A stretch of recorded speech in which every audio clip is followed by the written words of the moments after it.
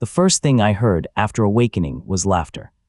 Not soft laughter either, not the kind people use when they are being polite and pretending your life did not just fall off a cliff. This was sharp, ugly laughter, the kind that bounces off stone walls and crawls under your skin. I was standing in the center of the awakening hall, with my hand still pressed against the black crystal, and the crystal was glowing with the weakest gray light I had ever seen. Round me, new hunters were cheering, crying, showing off fire in their palms, steel on their skin, wind around their feet, blades made from mana, beasts made from shadows. All the shiny things that made a person valuable. Then there was me. Owen. 17 years old, no family with influence, no famous mentor, no rich guild waiting outside with flowers and promises. Just a cheap jacket, old sneakers, and a skill window floating in front of my eyes like it was embarrassed to exist. Skill awakened, 0.1% miracle. Any action has a 0.1% chance to create an impossible bonus effect. No one laughed at first because no one understood it. Then the examiner read it twice, squinted, and laughed first. After that, everyone else followed. I looked at the skill again, waiting for some hidden line to appear. Maybe there was a second effect. Maybe the number was missing a few digits. Maybe the crystal had glitched and given me a joke before revealing the real thing. Nothing changed. 0.1%. One chance in 1,000. One miracle buried under 999 failures. The examiner rubbed his forehead like he had just seen someone awaken the ability to lose with style. Grant, the loudest guy in the hall, walked close enough for me to smell the mint gum in his mouth. He had awakened a flashy lightning blade skill 5 minutes earlier, and he was already acting like he owned the building. He flicked his fingers near my face and made a tiny spark jump between them. "Do something impossible," he said. I lifted my hand and snapped. Nothing happened. The laughter doubled. I snapped again. Nothing. Again. Nothing. My ears burned, my chest tightened. Every snap sounded smaller than the last. Grant leaned back and clapped like I had performed a street trick for children. And that was the moment something important happened. Not a miracle. A thought. A real one. If my skill had a 1 in 1,000 chance to trigger on any action, then the problem was not that my skill was weak. The problem was that everyone else was treating actions like big dramatic moves. Swing a sword. Cast a spell. Use a skill. Take a risk. But the window did not say combat action. It did not say heroic action. It did not say important action. It said any action. I looked down at my fingers. I could snap once and look stupid. Or I could snap 1,000 times and force the world to roll the dice. Grant was still laughing when I snapped again. Nothing. Again. Nothing. Again. Nothing. Hall started to lose interest. Someone called me broken. Someone else said I would die in my first dungeon. The examiner told me to step away from the crystal. I did not step away. I snapped faster. The sound became a dry rhythm. Click, click, click, click. My fingers stung. My knuckles went red. Grant's grin faded little by little because I was not looking embarrassed anymore. I was counting. 200. 300. 400. The examiner reached for my shoulder. On the 612th snap, the air cracked. Not popped, not sparked, cracked. A thin silver line split open in front of my finger, and a shockwave blasted outward in a perfect circle. The examiner flew backward into a padded wall. Grant's hair stood straight up. The awakening crystal chimed once, then displayed a second line. Impossible bonus effect, pressure snap. For 3 seconds, no one breathed. Then I smiled, because I had just learned the most beautiful thing in the world. My miracle did not care if people believed in it. It only cared if I kept rolling. The hall erupted. Some people shouted that it was luck. Some said the crystal had reacted late. Grant pointed at me like I had cheated. The examiner climbed to his feet with dust on his shoulders and tried to save his pride by saying the effect was harmless, unstable, and impossible to rely on. I nodded like I agreed. Then I snapped again. Nothing. Again. Nothing. Again. The examiner flinched anyway. That was my second lesson. Even when nothing happened, my enemies would remember that something could. I left the awakening hall with the lowest possible rank and the widest smile in the city. Outside, the sky was dark with the purple clouds that always formed above dungeon districts. Towers of glass and neon rose over cracked streets. Portals pulsed between buildings like open wounds in reality. Hunters walked by wearing coats stitched with guild symbols, carrying weapons that hummed with enchantments. Everyone looked important. I looked like a guy who had just failed a job interview. But my mind was racing. Next morning, I started training in the cheapest place available, the public practice yard behind the Hunter Association. It was a square pit filled with cracked stone, rusty dummies, dented targets, and enough losers to make me feel at home. I brought a notebook, a bag of pebbles, a broken broom handle, 3 bottles of water, and 2 sandwiches. My plan was simple. Do everything. Normal hunter trained one skill 100 times. I would perform 10,000 tiny actions before lunch. I would throw pebbles until my shoulders screamed. I would tap walls until my fingers went numb. I would dodge dust. I would blink on purpose. I would step left, step right, crouch, hop, whisper, whistle, clap, breathe, toss, grab, poke, kick, sip, chew, swallow, blink again. If the world wanted to give me one miracle in 1,000 rolls, then I would become a storm of rolls. At first, it looked pathetic. The guy beside me was cutting steel dummies in half with blue flame. Another was making a stone pillar rise from the ground. I was throwing pebbles at a wooden target from 10 feet away and missing half the time. Throw. Nothing. Throw. Nothing. Throw. The pebble turned midair, drew a glowing spiral, and punched through the target like a bullet through wet paper. Everyone went quiet. I wrote it down. Pebble throw, miracle, spiral pierce, trigger after 317 attempts. Then I kept throwing. Nothing. Nothing. Nothing. The yard lost interest again. Good. I liked when people lost interest. It meant they stopped noticing how many times I was rolling. I knew I had triggered 4 miracles. A pebble curved behind the target and hit the bullseye from the back. A sip of water restored a tiny cut on my thumb. A broom handle swing released a crescent shockwave that sliced a hanging chain. 1 step backward made my body blur for half a second. None of the effects lasted long. None of them were easy to repeat, but that did not matter. Each one proved the same thing. There was no category limit. A drink could heal, a pebble could pierce, a step could evade, a swing could cut. My skill was not one weak ability. It was a slot machine connected to every law of physics, and I had just found the lever. On the 3rd day, Grant came to the practice yard with a crowd behind him. He had already been accepted into a mid-tier guild, which meant he had the confidence of a man who thought clothing with a logo made him dangerous. He carried a thin training sword crackling with electricity. Not heavy armor, not a shield, just speed, sparks, and a grin too clean for someone who wanted to pick fights. He watched me tap a wall with 2 fingers. Tap, nothing, tap, nothing, tap. A brick popped out and landed at my feet. I picked it up, inspected it, and found a tiny copper coin hidden in the mortar. I wrote it down. Wall tap miracle secret reveal. Result 1 useless coin. Grant laughed loudly enough for everyone to turn. You found treasure, he said. Try not to spend it all in one place. I slipped the coin into my pocket. Thanks, I was worried my retirement plan was weak. The crowd chuckled, but Grant's smile tightened. Guys like him hated when the joke moved without permission. He stepped into the ring and pointed his sword at me. Let's see if your miracle can save you in a duel. The yard supervisor started to object, but Grant waved him off. Training duels were legal as long as weapons were dulled and both sides agreed. I should have said no. I was weak, my body was average, my reflexes were average, my skill failed almost every time. Grant had lightning. He could stun me before I finished blinking. So I nodded, because I had no intention of fighting him like a normal person.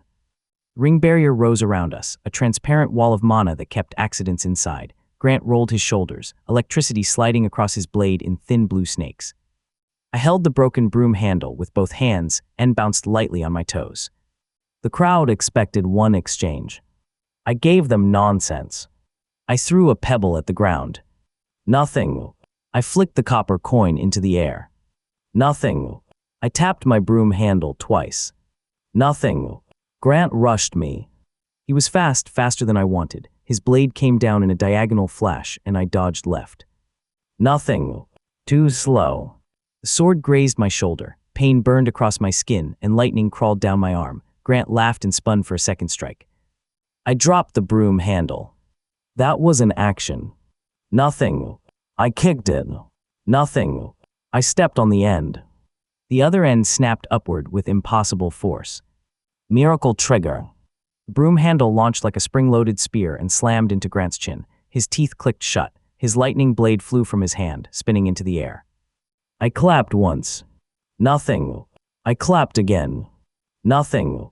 I clapped a 3rd time. The spinning sword froze above us as if held by an invisible hand, flipped point down, and stabbed into the floor between Grant's feet. The crowd screamed.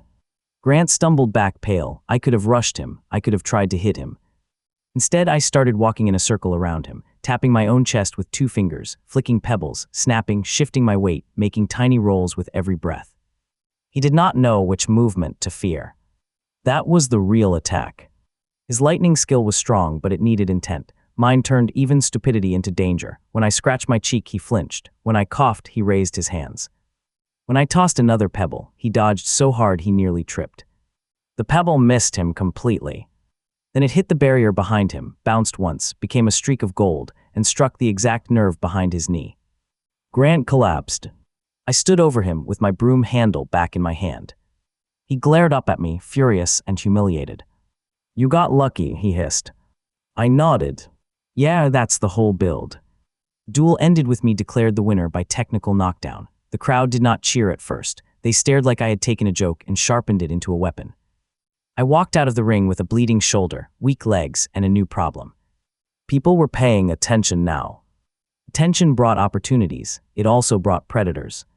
3 nights later, I accepted my first dungeon assignment. Rank 1, Goblin Den, low danger, low reward, the kind of job experienced hunters used as punishment or warm-up. The portal stood under an abandoned train station, glowing green between broken ticket machines. 6 beginner hunters waited near the entrance. Grant was there too, leaning against a pillar with a bandage on his knee and murder in his eyes. Of course, he had joined the same run. The association worker warned us that the dungeon layout was simple. Tunnels, traps, small monsters, 1 den leader, nothing unusual. I almost laughed. Nothing unusual was exactly where miracles like to hide. The moment we entered, damp air wrapped around my face. The tunnel walls were black stone with glowing fungus along the cracks. Goblin voices echoed ahead, wet and ugly. Everyone drew weapons. I drew a pebble. Grant noticed and smirked, planning to save us with gravel. I tossed it lightly from one hand to the other, planning to stay busy. The team moved forward. I stayed near the back, not because I was scared, but because the back gave me room to roll. I tapped walls as we passed. I stepped on loose stones. I clicked my tongue. I spun the pebble between my fingers. Every movement was a lottery ticket. Most failed. Some did not. A wall tap revealed a hidden dart trap before the front line stepped on it. A cough scattered poison mist before it could thicken. A pebble skipped around a corner and knocked a goblin scout unconscious before it could scream. Nobody thanked me. They just started walking a little slower whenever my fingers touched stone. We reached the first chamber where 20 goblins waited with rusty knives. For beginners, that was enough to cause panic. The others tightened their grips. Grant's blade sparked. I crouched and dragged my finger through the dust. Nothing. Again. Nothing. Again. A glowing line appeared in the dirt. The goblins charged. I flicked the line. The entire floor tilted for 1 impossible second. Not enough to break reality, just enough to turn the goblin charge into a sliding mess of shrieks, flailing limbs, and dropped weapons. They crashed into each other like angry bowling pins. Grant looked at me. I shrugged. Dust is underrated. Then I threw every pebble in my pocket. Most bounced harmlessly. One became a blue comet and hit a goblin in the forehead so hard it flipped backward. Another split into 5 smaller stones midair and struck 5 wrists, making 5 knives drop at once. Another missed everything, bounced off a fungus cap, triggered a burst of glowing spores, and made 3 goblins sneeze until they passed out.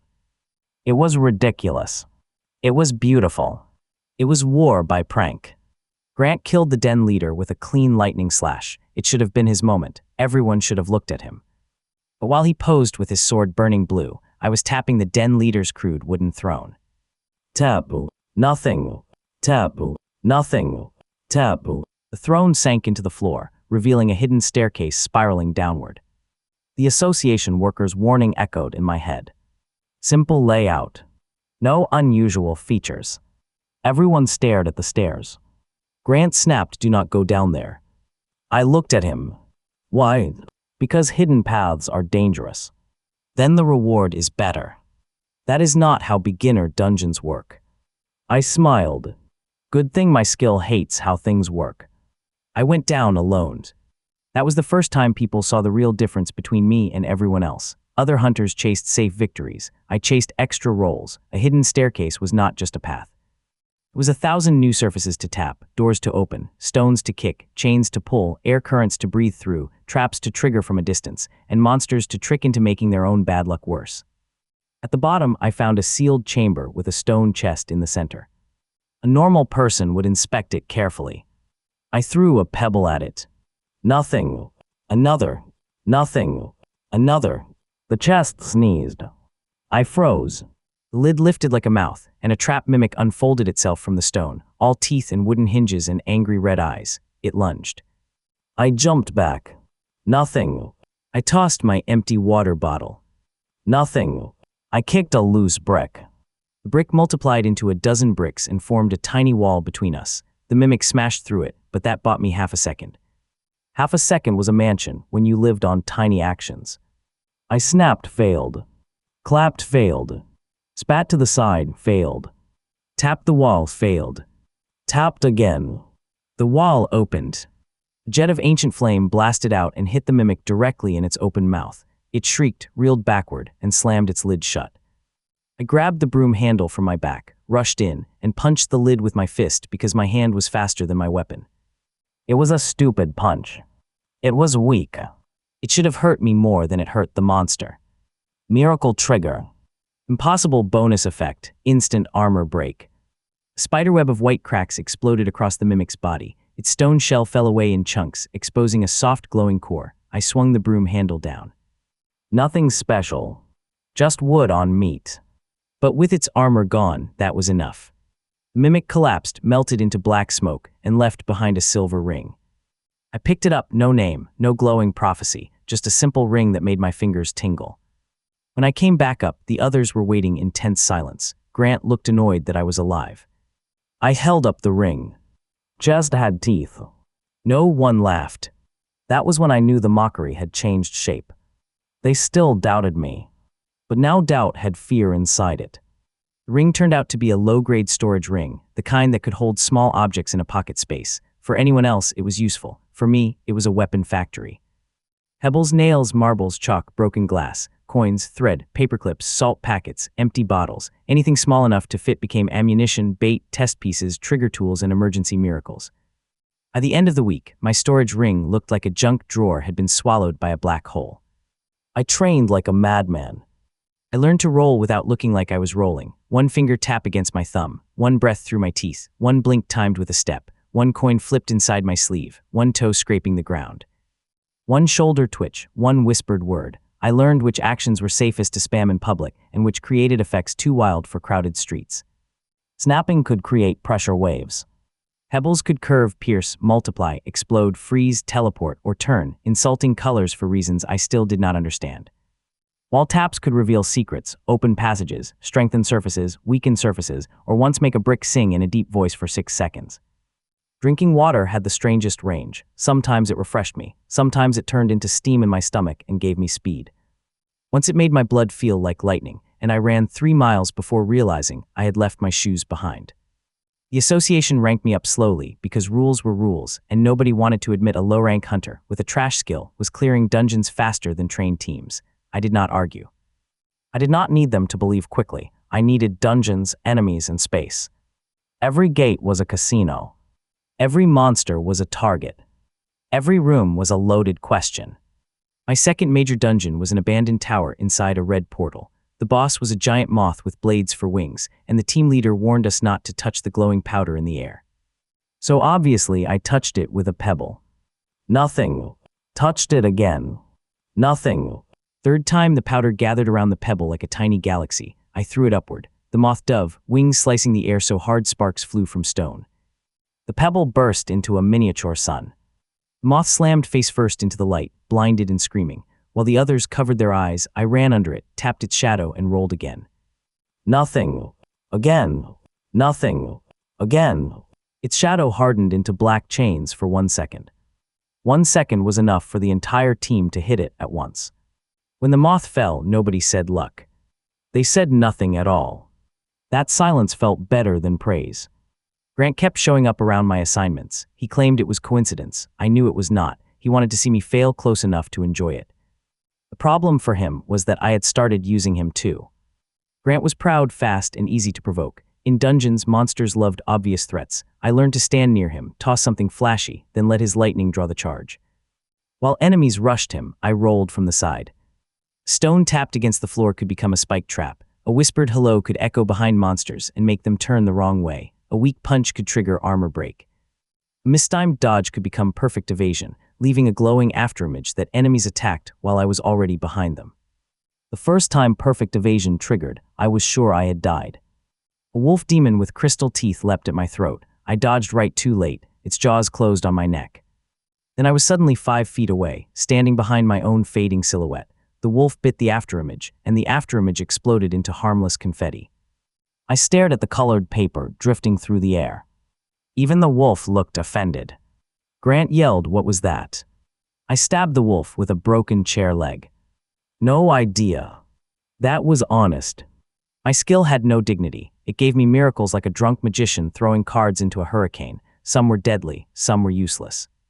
Some were so strange that enemies paused long enough to be killed by the useful ones.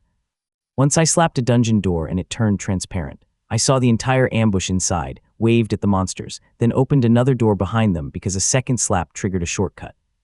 The team entered from the wrong side and wiped them out while they were still facing the entrance. Once I threw sand in a serpent's eyes, and the sand became tiny glass stars that orbited its head, chiming like bells. The sound confused its balance, and it spent the fight biting walls. Once I tried to kick a skeleton and missed. The miss triggered an impossible bonus. My foot landed on nothing, but the air itself acted like a step. I ran up invisible stairs, kicked the skeleton commander in the skull from above, and landed on a chandelier that had not been there 5 seconds earlier. I still do not know where the chandelier came from. I kept it. It was too big for the ring, so I sold it. Money bought better shoes, tougher gloves, and a jacket that did not tear every time a monster breathed near me. I still looked poor compared to guild hunters, but now I looked poor with momentum. That was when Serena noticed me. Serena was not a healer, not a scout, not someone who stood behind me and gasped at my greatness. She was an arena analyst for one of the biggest guilds in the city, calm, sharp-eyed, and impossible to impress. She wore simple black training clothes and carried a tablet full of combat data instead of a weapon. She found me in the practice yard while I was throwing bottle caps at a dummy. Most bounced off. One turned into a spinning saw of light and shaved the dummy's head clean. Serena watched the wooden head roll across the floor. "You are not lucky," she said. I looked at her. That is a new insult. It is not an insult. Lucky people wait. You manufacture probability. I liked her immediately because she understood the crime. She offered me access to a private training room for one afternoon, not as charity. She wanted data. I wanted walls that would not sue me if they exploded. So I accepted. The room was white, smooth, and reinforced with mana plates. Training drones floated in the air. Sensors lined the walls. Serena stood behind a shielded glass panel with her tablet ready. "Perform your usual routine," she said. "My usual routine is deeply stupid." Good, stupid is easier to measure when it repeats. For 6 hours, I became a one-man disaster drill. I threw, tapped, stepped, ducked, clapped, whispered, jabbed, spun, sipped, kicked, rolled coins, bounced marbles, tore paper, tied knots, untied knots, opened empty boxes, closed them, opened them again. Saluted a drone, insulted a wall, apologized to the wall, and once bowed to the ceiling because I had run out of ideas. Miracles triggered 63 times. Serena's tablet crashed twice. By the end, she had discovered something that changed everything. My 0.1% chance did not seem to increase, but my number of actions per second did. The faster and more distinct my actions became, the more rolls I generated. The trick was variety. Repeating the exact same motion too mechanically caused my body to slow and my focus to dull, but chaining small different actions kept me sharp and created constant attempts. She called it action weaving. I called it bullying maths. Next week I trained action weaving until it became instinct. My left hand rolled coins while my right hand threw. My foot tapped patterns while my eyes blinked in controlled bursts. I learned to breathe in short counted beats. I could walk into a room and generate 50 rolls before the first enemy reached me. 50 was not enough to guarantee a miracle, but it was enough to make one feel close. That feeling changed the way I fought. The old me waited for danger and prayed the miracle appeared. The new me entered danger already rolling. By the time a monster swung, I had already asked reality 50 stupid questions. Soon I stopped joining beginner teams. I started soloing. Not because I was arrogant, Because teams were slow, they planned, they argued, they made formations. I needed speed, chaos, and enough space to let impossible effects detonate without apologizing. My first solo gate was a blue portal under a shopping mall, low rank on paper, strange mana readings in practice. The association warned me it might be unstable, but not dangerous enough to close. I entered with 500 pebbles, 3 knives, 20 chalk sticks, 2 liters of water, 1 broken chair leg, a pocket full of nails, and the confidence of a raccoon breaking into a jewelry store. The dungeon was a flooded subway station. Water covered the floor up to my ankles, dim lights flickered above empty tracks, long shadows moved beneath the surface. Perfect. Water gave me more actions than air. Step, splash, kick, flick droplets, ripple, tap surface, scoop, throw, spit, drink, pour. Every movement made the dungeon itself roll with me. The first monster rose from the water like a long eel with human hands. It screeched and lunged.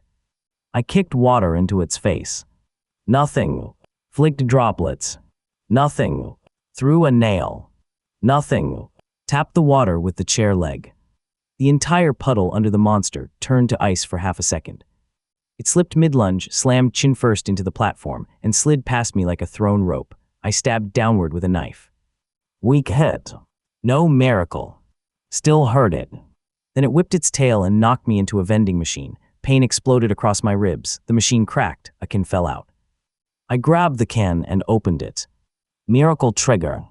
Instead of soda, a jet of pressurized golden foam shot out like a cannon. It blasted the eel monster back into the water, where something huge swallowed it from below. The station went silent. I stared at the can. New favorite weapon. The huge thing surfaced 3 minutes later. It was the boss, a train-sized catfish with stone plates along its back and lanterns hanging from its whiskers. Its mouth opened wide enough to park a car inside. I had no business fighting it. So I made it fight the dungeon. I ran.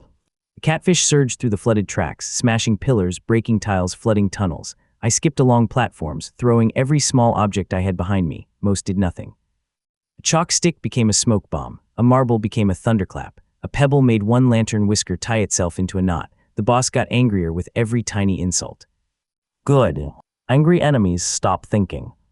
I led it toward the old escalators. As it lunged, I jumped aside and tapped the railing. Nothing. Tapped again. Nothing. Tapped a third time with my elbow because my hand was busy throwing nails. Miracle trigger. The escalator turned on. Not normally. It became a roaring metal conveyor, moving downward with impossible speed. The catfish's front half landed on it and got dragged into the lower tunnel. Its back half thrashed above, cracking the ceiling. I jumped onto its stone-plated back, running upward like a man sprinting across a collapsing bridge. It bucked. I slipped. My foot missed. Perfect evasion triggered. An afterimage fell instead of me. The catfish bit the afterimage. Confetti burst across its mouth again. I laughed so hard I almost died. Then I slammed my palm onto one of its stone plates. Nothing. Again.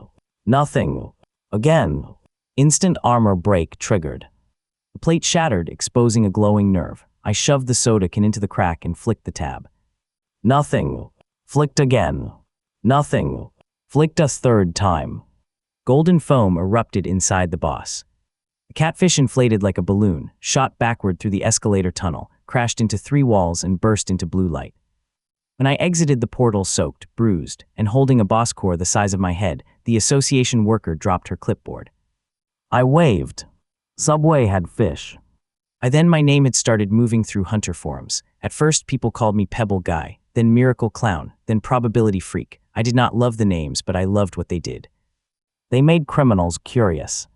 Every city with dungeons has people who hunt monsters legally and people who hunt hunters illegally. The second group is always worse. Monsters attack because they are hungry, territorial, or cursed. Evil people attack because they do math and decide your life is cheaper than your inventory. Cole ran one of those groups. I did not know his name at first. I only knew that solo hunters had started vanishing near low-rank gates, and the association was too slow to catch whoever was doing it. Survivors said the attackers waited outside portals, watched who came out exhausted, then forced them into alleys. That was the kind of enemy my skill loved. Because evil people always believed they were choosing the moment of attack. I decided to let them choose me. I spent 2 days making myself look weaker than usual. Torn jacket, limping walk, storage ring hidden under tape, boss core sold quietly. I accepted a low-paying dungeon and made sure enough people heard about it. When I came out, I dragged one foot, held my side, and acted like breathing cost money. 3 strangers followed me from the station. I turned into an alley with bad lighting and better angles. They came in after me. One had a stun baton, one had a curved blade, one had mono gloves that smoked at the knuckles. None of them got names in my head because names were for people who mattered. I leaned against the wall and coughed. Nothing. Coughed again. Nothing. The one with the baton said to hand over the ring. I held up both hands. Which ring? He stepped closer and swung. I dodged badly on purpose. Nothing. The baton hit my shoulder. Pain shot down my arm. Real pain. I nearly cursed. The problem with baiting attacks was that sometimes the bait got bitten. So I smiled wider. That one hurt, try again. He did. I dodged left. Nothing. Ducked. Nothing. Tapped the wall. Nothing. Spat blood onto the ground. Miracle trigger. The blood line became a red thread that wrapped around the baton and yanked it out of his hand. It flew into the air. I snapped. Nothing. Snapped again. Pressure snap triggered. The shockwave slammed the baton sideways into the blade user's wrist. His weapon clattered across the alley. The glove fighter rushed me, both fists glowing. I threw a handful of salt packets. Most burst uselessly. One packet tore open and released a white cyclone the size of a barrel. It hit him in the face. He staggered, blinded and sneezing. I stepped in and touched his smoking glove with one finger. Nothing. Again. Instant armor break triggered on the glove's mana casing.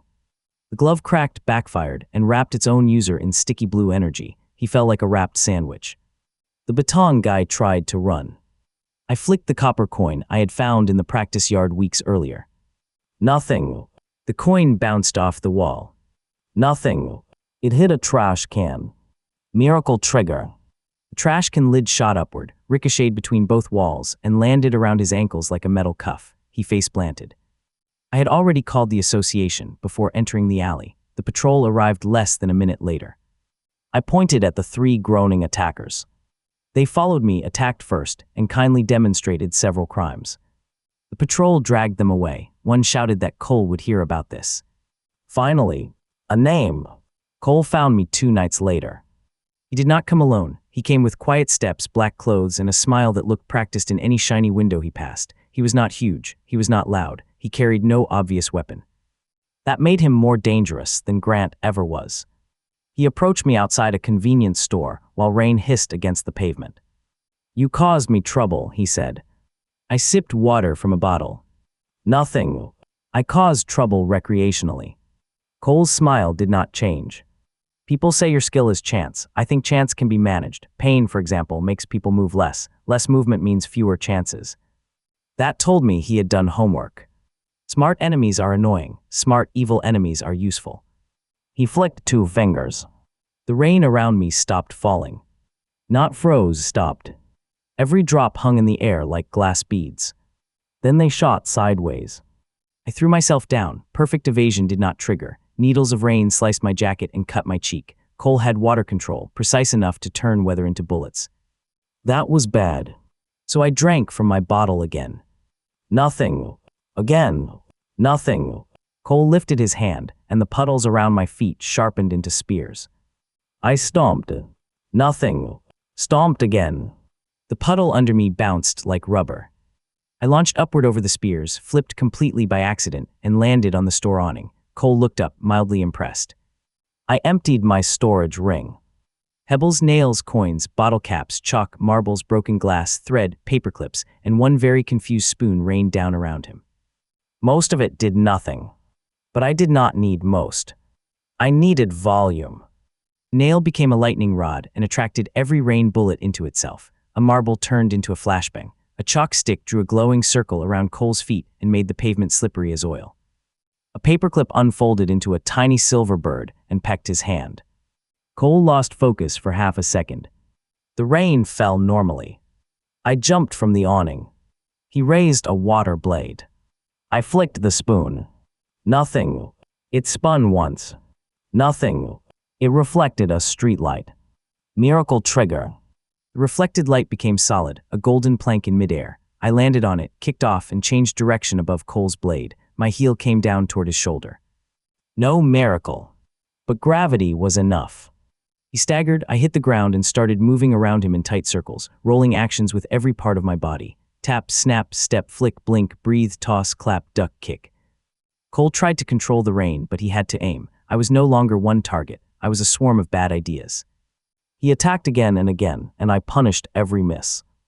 Pebble hit a water blade and turned it into harmless mist. A clap reversed the direction of a rain spear. A stumble became perfect evasion. A weak palm strike shattered the mana coating around his arm. He backed up for the first time. That was when I saw his real plan. He was not trying to beat me in the street. He was leading me toward a black van parked near the curb. The back door was open a crack. I saw movement inside, more people waiting. Fine. I let him lead. I stumbled backward, acting tired. Cole's smile returned. He raised both hands, gathering every raindrop in the street into a floating spear as long as a bus. Less movement, he said. I nodded, breathing hard. Then I tossed my empty water bottle into the open van. Nothing. Cole launched the spear. I dodged. Nothing. Too late. The water spear tore across my side, spinning me into the pavement. Pain flashed white. For a second, my body stopped listening. Cole stepped closer. Then the bottle inside the van triggered. Impossible bonus effect, spatial bounce. The entire van jumped. Not drove, jumped. It hopped straight up like a startled frog, flipped once, and landed upside down with a crash that shook the block. The people inside screamed. Cole turned toward it in disbelief. I used the moment. I tapped the pavement with 2 bloody fingers. Nothing. Again. Nothing. Again. The street under Cole's feet softened into black mud for 1 second. His ankles sank. I pushed myself up, grabbed the rain spear still cutting through the air, and pulled. I could not control water. But it was still touching the puddle. The puddle touched the street, and the street was currently obeying my nonsense. The spear bent like rope and wrapped around Cole's arms.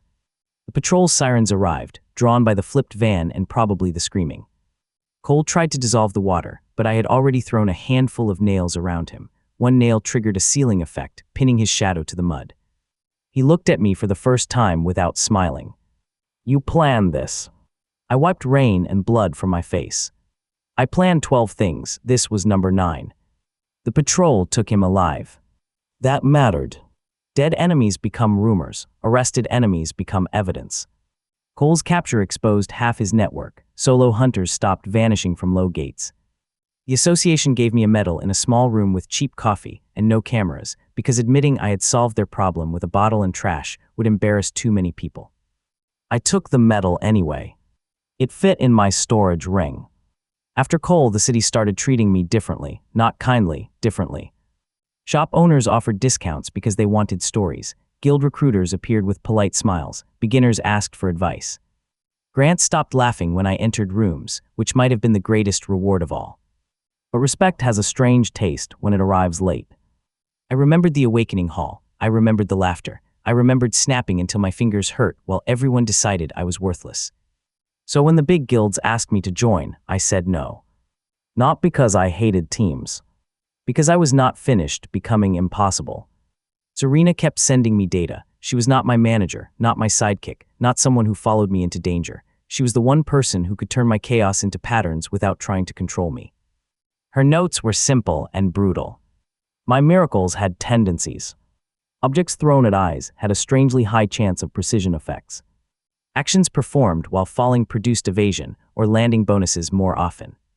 Opening doors had the widest range of outcomes. Drinking water under stress produced body effects.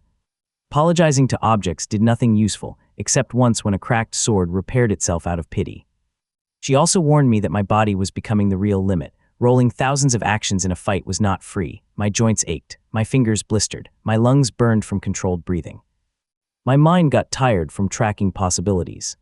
So I trained my body the old way too. Running, push-ups, grip work, footwork, knife drills. Painful, boring, useful things. Because miracles were sharper when they landed on top of skill.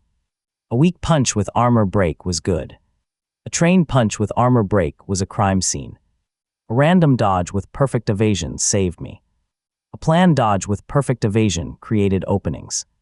I did not want to be lucky. I wanted to be dangerous even when the miracle failed. The next gate proved why. It opened inside an old movie theater downtown, purple rank, not high enough for elite guilds to rush, too unstable for beginners. First team sent inside retreated with half their weapons melted and their leader unconscious. The report said the dungeon contained flame puppets, living stage curtains, and a boss that controlled sound. Sound. That was bad for me. Most of my action weaving used tiny noises. Snaps, taps, clicks, claps, whispers. If the boss controlled sound, it could jam my rhythm or punish every roll. So I went anyway. Grant showed up at the portal entrance. For once he was not smirking. He looked tired, angry, and serious. "I am going in," he said. I looked him up and down. No crowd today. My guild lost people in there. That removed the joke from my mouth. Grant was many things, annoying, proud, loud, too clean, but he was not a coward. I could have told him to leave. I could have refused to work with him. Instead, I tossed him a pair of earplugs from my ring. Try not to get stunned by a violin. He caught them. Try not to die doing finger tricks. Almost friendly. Almost. We entered together. The theater dungeon looked like someone had taken a fancy opera house and drowned it in red firelight. Rows of seats stretched into darkness. Velvet curtains breathed like lungs. Masks hung from the ceiling, whispering with voices that were not human. The stage waited ahead, empty and bright. My first step made the floorboard creak. The sound came back as a blade. I ducked, it sliced a lock of hair from my head. Grant's lightning snapped around his sword. The snap echoed. 3 sound blades shot at him. He barely deflected them. The dungeon punished noise. I grinned, because silence was also made of actions. I shifted my fighting style immediately. No snapping, no clapping, no loud taps. I rolled through silent motions, finger bends, blinks, breath holds, toe pressure, slow coin rotations inside my sleeve. Tiny muscle flexes, mouth movements without sound. The first flame puppet rose from behind a seat, wooden face burning, arms ending in candle knives. Grant moved to slash it, but I held up a hand. I exhaled silently and flicked a pebble low across the carpet. It made almost no sound. Nothing. Another pebble. Nothing. Third pebble. Miracle trigger. It rolled under the puppet, grew tiny legs, and tripped it. The puppet fell forward, candle knives stabbing into the carpet. The sound of the impact became 2 blades, but they fired downward into the floor instead of at us. Grant stared. I mouthed quiet comedy. We moved through the theater like thieves. Every step had to be careful. Every mistake became a weapon against us. The curtains tried to grab from the walls. I brushed one with a silent touch, failed again, then triggered a shrink effect that reduced a 20-foot curtain monster into a red napkin. I stuffed it into my ring. Grant mouthed, "Why keep it?" I mouthed evidence. That was a lie. I wanted to see if it could still bite someone later. Halfway down the aisle, the masks began singing. The sound was soft at first, a lullaby, the kind that makes your eyelids heavy and your body warm. Grant slowed, his sword lowered. I could not snap him awake. So I threw a bottle cap at his forehead. Nothing. It bounced off. He blinked but kept slowing. I threw another. Nothing. Another. Miracle trigger. The cap became extremely insulting. Not sharp, not explosive, insulting. It hit Grant's forehead and somehow produced the emotional force of being slapped by every teacher who ever doubted you. His eyes flew open in pure rage. He mouthed something I was glad I could not hear. Then he cut 3 singing masks in half. We reached the stage. The boss descended from the rafters, a tall puppet in a black coat with a white mask and a conductor's baton. No name, it did not deserve one. Round it floated hundreds of invisible strings that vibrated with stored sound. Each vibration could become a blade, a hammer, a scream, a cage. It lifted the baton. Every sound we had made in the dungeon returned at once. Creaks, footsteps, breaths, cloth rustles, the tiny scrape of pebbles, Grant's lightning, my heartbeat. All of it sharpened into a storm. Grant shoved me aside and raised his sword. Lightning burst outward, forming a net. Sound blades crashed against it, cutting blue sparks from the air. He held for 3 seconds, then one knee hit the floor. I had no time to admire him. I was already rolling. Silent blink, finger bend, toe press, breath hold, coin turn, shoulder shift, eye twitch, jaw clench, knee bend, step, pause. Nothing. The boss turned toward me. Its baton fell. Sound hammer slammed into my chest and threw me across the stage. My back hit a painted wall hard enough to crack it. I tasted blood. Grant shouted, forgetting the rule, and his shout became chains that wrapped around his own arms. The boss had us. I rolled onto my side and touched the cracked painted wall. Nothing. Again. Nothing. Again. Secret reveal triggered. The paint peeled away, showing a hidden prop door behind the scenery. Opening doors had the widest range. I smiled through blood. I grabbed the handle. The boss snapped its baton toward me. I opened the door. Miracle trigger. Instead of the backstage area, the door opened behind the boss. For one perfect second, space folded like a cheap trick. The sound hammer meant for me flew through the doorway, exited behind the boss, and smashed into its own back. The puppet stumbled. Grant saw the opening. He tore through the sound chains with lightning and charged. The boss recovered too fast. Strings wrapped around Grant's sword, stopping it inches from the mask. So I threw the red curtain napkin. Nothing. It fluttered uselessly. Then it bit the boss's baton. Not a miracle, apparently it could still bite. The boss froze in offended silence.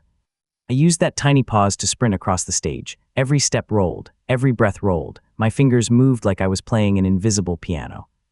The boss yanked its baton free and aimed at my heart. I jumped. Falling action. 1 roll. 2, 3. Perfect evasion triggered. My afterimage took the sound spear. I appeared above the puppet's head, palm already descending. I hit the mask. Instant armor break triggered. The white mask shattered into dust. Grant's lightning blade pierced the glowing core behind it. The theater went silent for real. When we exited the portal, Grant was bleeding from one ear and glaring at me like he wanted to say thank you, but his pride had swallowed the words. I saved him the trouble. Your lightning net was useful. He looked away. Your napkin was disturbing. I know I am proud of it. That dungeon changed Grant, not into a friend. Life is not that clean, but into something more useful than an enemy. A rival who had seen enough to stop pretending I was fake. He still challenged me sometimes. I still beat him sometimes. He beat me once in a pure sword drill because no miracles triggered and he was simply better with a blade. I hated it. Then I trained harder because hating useful lessons is a waste of energy. Weeks passed. My rank climbed.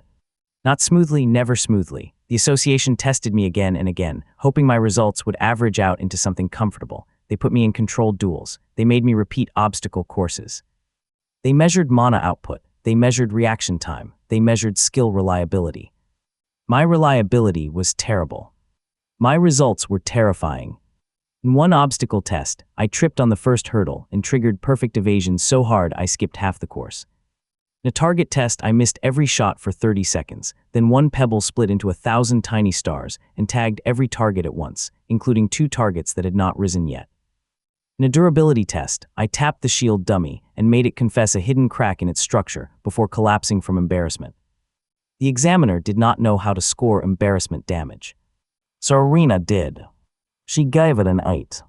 I became rank 3 after clearing a glass ant colony dungeon by convincing the queen to chase a marble that kept teleporting behind her. I became rank 4 after defeating a stone ogre by throwing water into its mouth until one sip triggered internal freezing. I became rank 5 after surviving a cursed library where every book tried to bite me, and I defeated the boss by returning books to shelves in the wrong order until the shelves rearranged into a prison. I did not read a single page. I respect books, but not when they have teeth. With each rank, the enemies got bigger, faster, smarter. My skill did not get stronger on paper, still 0.1%, same number, same joke. But I was no longer the guy snapping alone in the awakening hall. I was faster, cleaner, meaner. I knew how to set traps using probability. I knew how to make enemies attack into harmless-looking objects. I knew how to build battlefields out of garbage. I knew that the most powerful move was not the miracle itself. It was the moment before the miracle, when the enemy realized every pebble might be judgment. The city began calling me the Miracle Roller. I hated the name less than Pebble Guy. Then Iris entered my life by throwing a wrench at my head. Iris ran a tiny weapon shop squeezed between 2 glowing pawn stores in the dungeon district. She was not famous. She did not sell legendary swords with dragon souls.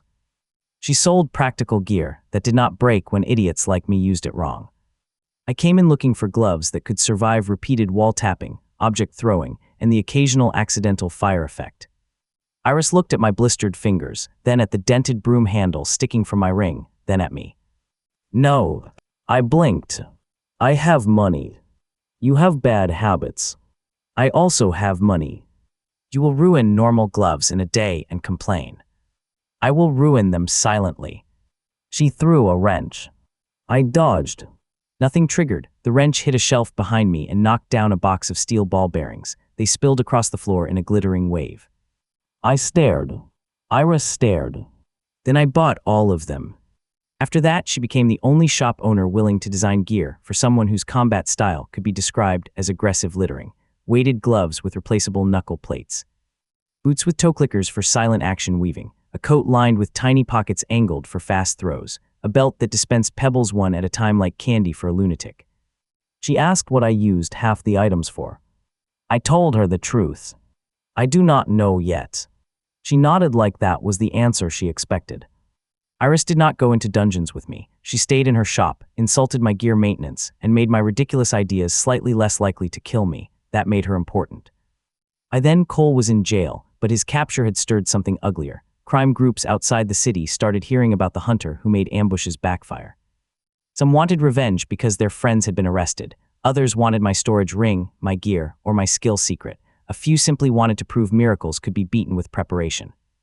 They were right. Preparation could beat miracles. So I prepared harder. The first serious attempt came inside a parking garage after a dungeon auction.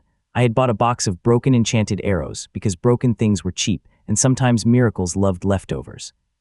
I was halfway to the exit when every light went out. A voice told me to drop my ring and kneel. No name.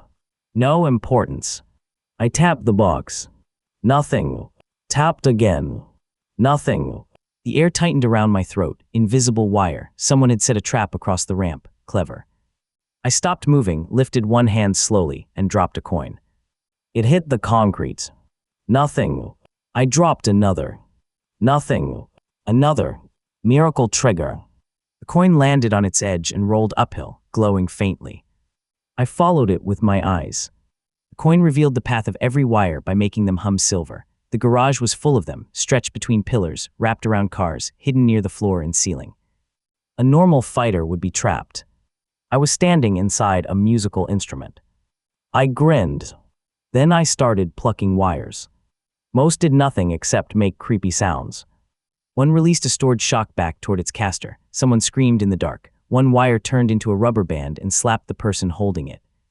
One wire became a glowing line of fire and raced along the trap network, revealing every attacker hiding behind cars.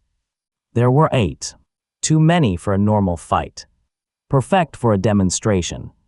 I opened the box of broken arrows and dumped them into the air. Action weaving turned frantic. Flick, toss, kick, step, blink, tap, breath, coin, wire, arrow, wire again. Broken arrow repaired itself midair and pinned a sleeve to a pillar. Another split into harmless smoke, making 3 attackers cough. Another transformed into a rope snake, wrapped around a wrist, and dragged its owner across the hood of a car. A 4th did absolutely nothing, hit me in the foot, and reminded me not to get romantic about probability. Pain kept me focused. The strongest attacker rushed from above, dropping from a ceiling beam with twin knives aimed at my shoulders. I could not dodge without hitting wires. So I jumped straight up. Stupid. There was a wire above me. My hair touched it. Miracle trigger. The wire became a trampoline. I bounced sideways, upside down, and completely out of control. The knife attacker missed, landed in his own wire grid, and wrapped himself like a gift. I hit a car roof, rolled, and slapped the windshield. Nothing. Again. The windshield turned reflective for a second and flashed every hidden attacker with their own fear. They flinched as if they had seen something behind them. There was nothing behind them. That was the point. I finished the fight by tricking the last 2 into charging me at the same time. I stood between 2 pillars and held up my hands like I was cornered. They came from opposite sides. I dropped a marble. Nothing. Dropped another. Nothing. Dropped one more. The floor became frictionless. Both attackers slid past me and crashed into each other hard enough to lose consciousness. The patrol arrived to find 8 criminals tied in their own trap wires, 1 car covered in glowing arrows, and me trying to pull a trampoline wire out of my hair. The patrol asked for a statement.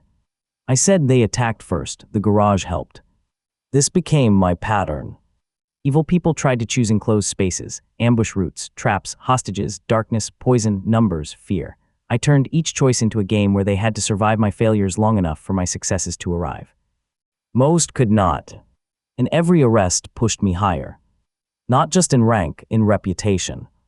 Hunters who used to laugh now watch my hands. Guilds that ignored me sent gifts. The association finally assigned me high-grade gates because denying results had become more embarrassing than accepting them. That was how I received the Black Gate assignment. Black Gate is not the strongest type, but it is the most annoying. The portal does not reveal its exact environment until someone enters. It could be a swamp, tower, battlefield, cave, dream maze, anything. The only confirmed detail was that 3 teams had failed to map it. No deaths yet, but injuries were severe. Something inside the gate controlled terrain. The association wanted a full team. I requested solo entry. They refused.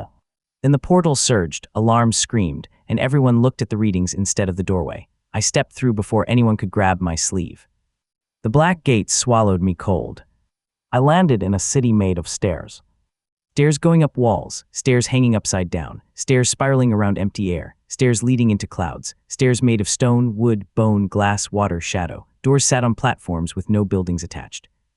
Bridges connected to nothing. The sky was below me and above me at the same time. I took one step. The stair moved. Not a trap. The whole dungeon rearranged constantly. Good. More surfaces. I began climbing. Every step was a roll. Every hand on a rail was a roll. Every door handle I passed was a temptation so strong it should have been illegal. Monsters were stair beasts, long creatures made of steps and jaws that hid by pretending to be paths. The first one tried to eat my foot. I apologized to it. Nothing. I kicked it. Nothing. I tapped its tooth. Instant armor break triggered. Its entire jaw collapsed into harmless wooden blocks. I jumped over it and kept climbing. Dungeon hated direct routes. A staircase would lead up for 10 minutes, then twist and drop me beside where I started. A door would open to a bridge, then the bridge would fold into a wall. If I moved like a normal explorer, I would waste hours. So I stopped exploring. I started speedrunning reality. I opened every door. Open. Nothing. Open. Nothing. Open. A broom closet full of angry bats. Close. Open. Nothing. Open. A shortcut to a higher platform. Open. A room raining coins. Close because the coins had teeth. Open.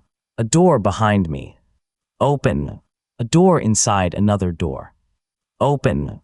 A door that showed me myself from the back, which I closed immediately because I do not deal with that kind of nonsense. Not an enemy, just a weird door.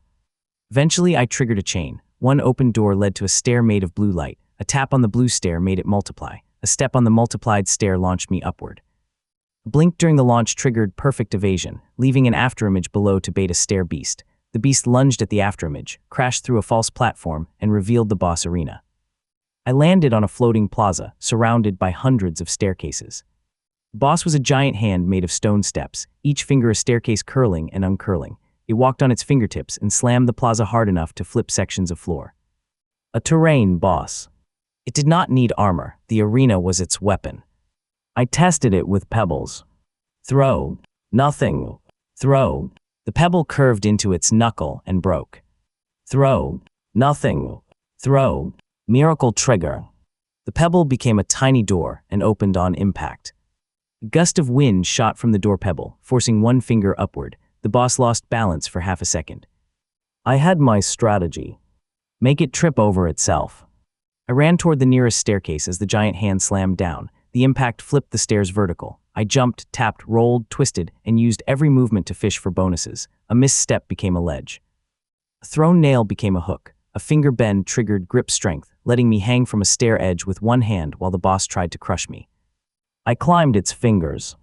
Every step on the boss was an action against it. Step.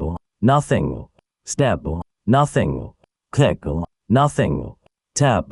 A stair segment turned soft. The boss's index finger buckled.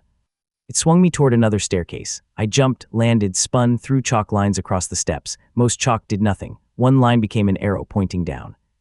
Down meant weak point. Of course, the weak point was under the hand. The most dangerous place. I laughed because the dungeon had excellent taste. The boss slammed all 5 fingers into the plaza, making a cage of staircases around me. The cage started closing. I had maybe 2 seconds. I dumped marbles from my ring. Hundreds bounced around the cage. Most did nothing. The sound was glorious. 1 marble triggered gravity confusion. Every marble fell upward. The boss looked up. So did I. Marbles struck the underside of the stone palm from below, because upward in that moment meant through its weak point. 1 marble did no damage. Hundreds made cracks. I jumped after them, using the confused gravity like a reverse waterfall. For 1 second, I was falling upward with both fists clenched. I punched the glowing crack. Nothing. Second punch. Nothing. Third punch. Instant armor break. The underside shattered. The giant hand opened, fingers spasming. I landed on the palm, slammed my storage ring against the crack, and released everything left. Pebbles, nails, caps, torn paper, broken arrows, salt, thread, coins, glass, the biting curtain napkin, and the old copper coin. A junk storm erupted inside the boss. Miracles triggered everywhere. Nail became a drill, a pebble became a hammer, a coin became a sunspot, the napkin bit something important, the copper coin spun in place and multiplied the impact of every other object for 1 shining second. The giant hand exploded into a staircase that led straight to the exit portal. I walked out carrying a black core shaped like a step. The association upgraded me again.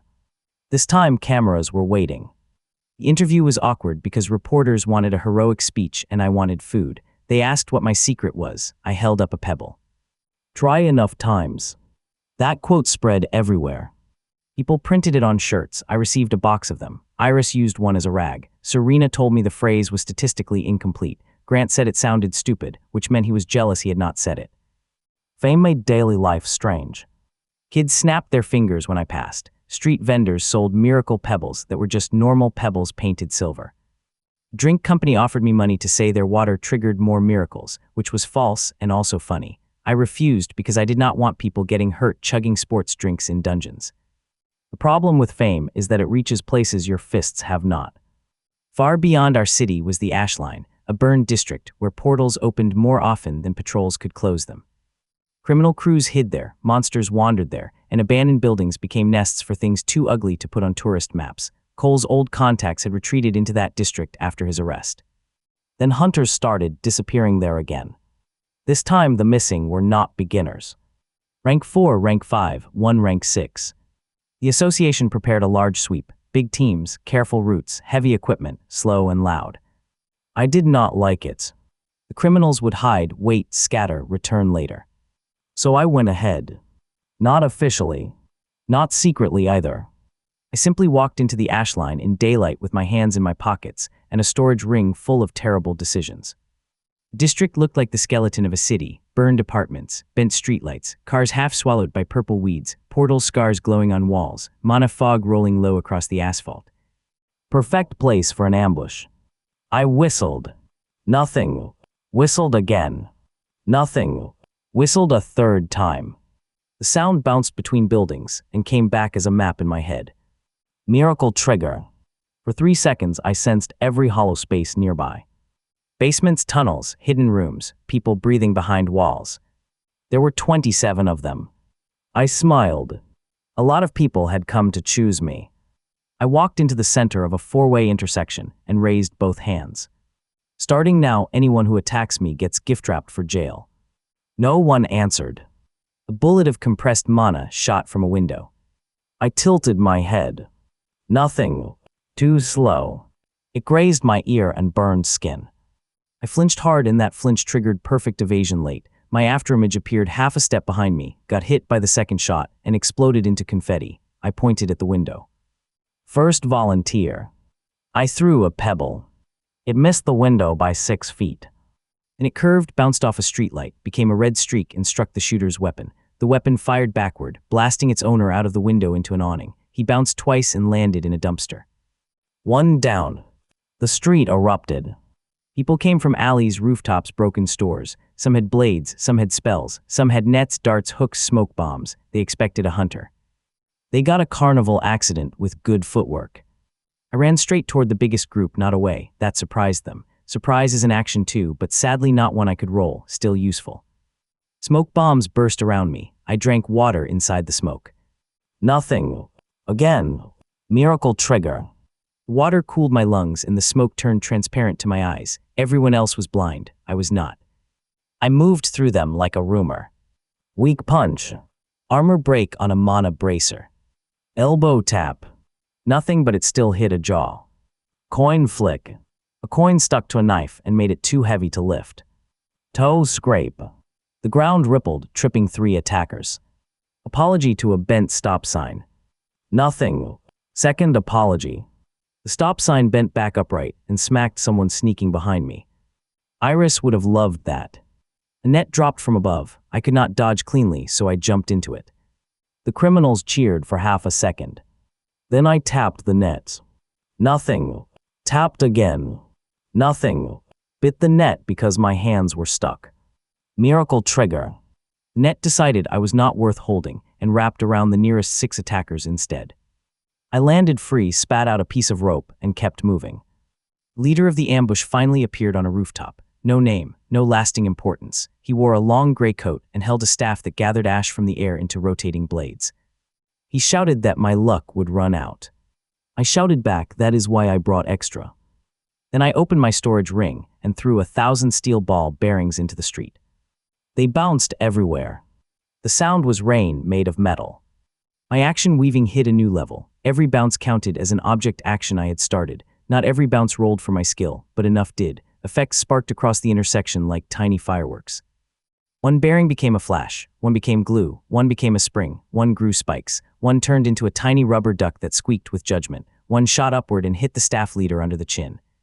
He staggered furious and released an ash blade the size of a truck. I stood still, not because I trusted luck, because I had seen the angle. The ash blade came low and wide. I dropped a marble at my feet. Nothing. It bounced once. Nothing. It bounced twice. Spatial bounce triggered. The ash blade hit the space in front of me, folded, and reappeared behind the staff leader. He saw my smile before he saw his own attack. The blade cut his staff in half. Without the staff, the ash blades collapsed into dust. The leader tried to run across the roof. I threw the insulting bottle cap. It hit the back of his head. Miracle trigger again. The emotional slap knocked him flat. By the time the association's sweep teams entered the ash line, half the ambush crew was tied with their own nets, stuck to walls, trapped in trash cans, glued to the street. Or sitting quietly because a rubber duck had somehow convinced them their life choices were poor. I pointed the patrol toward the hidden basement where the missing hunters were held. They were alive, bruised, angry, and very confused when the doors opened because I had unlocked them by tapping the floor above until a staircase fell through the ceiling. The sweep captain asked what happened. I said they attacked first. That sentence became famous too. For a while, things almost felt easy. That is always when a dungeon reminds you it has hands. Red Gate opened in the middle of a skybridge between 2 towers, not on the ground, not in a controlled district, in the air with civilians trapped on both sides and mana pressure strong enough to crack windows. The portal pulsed like a heart. Red Gate's lock once entered until the boss dies. Everyone knows that. The first monsters came out before any team could form. Silver wolves with burning antlers poured onto the skybridge, claws skidding against glass and steel. People screamed. Cars slammed into barriers. The bridge shook high above the street. I was 3 blocks away buying noodles when the alert hit my phone. I ran.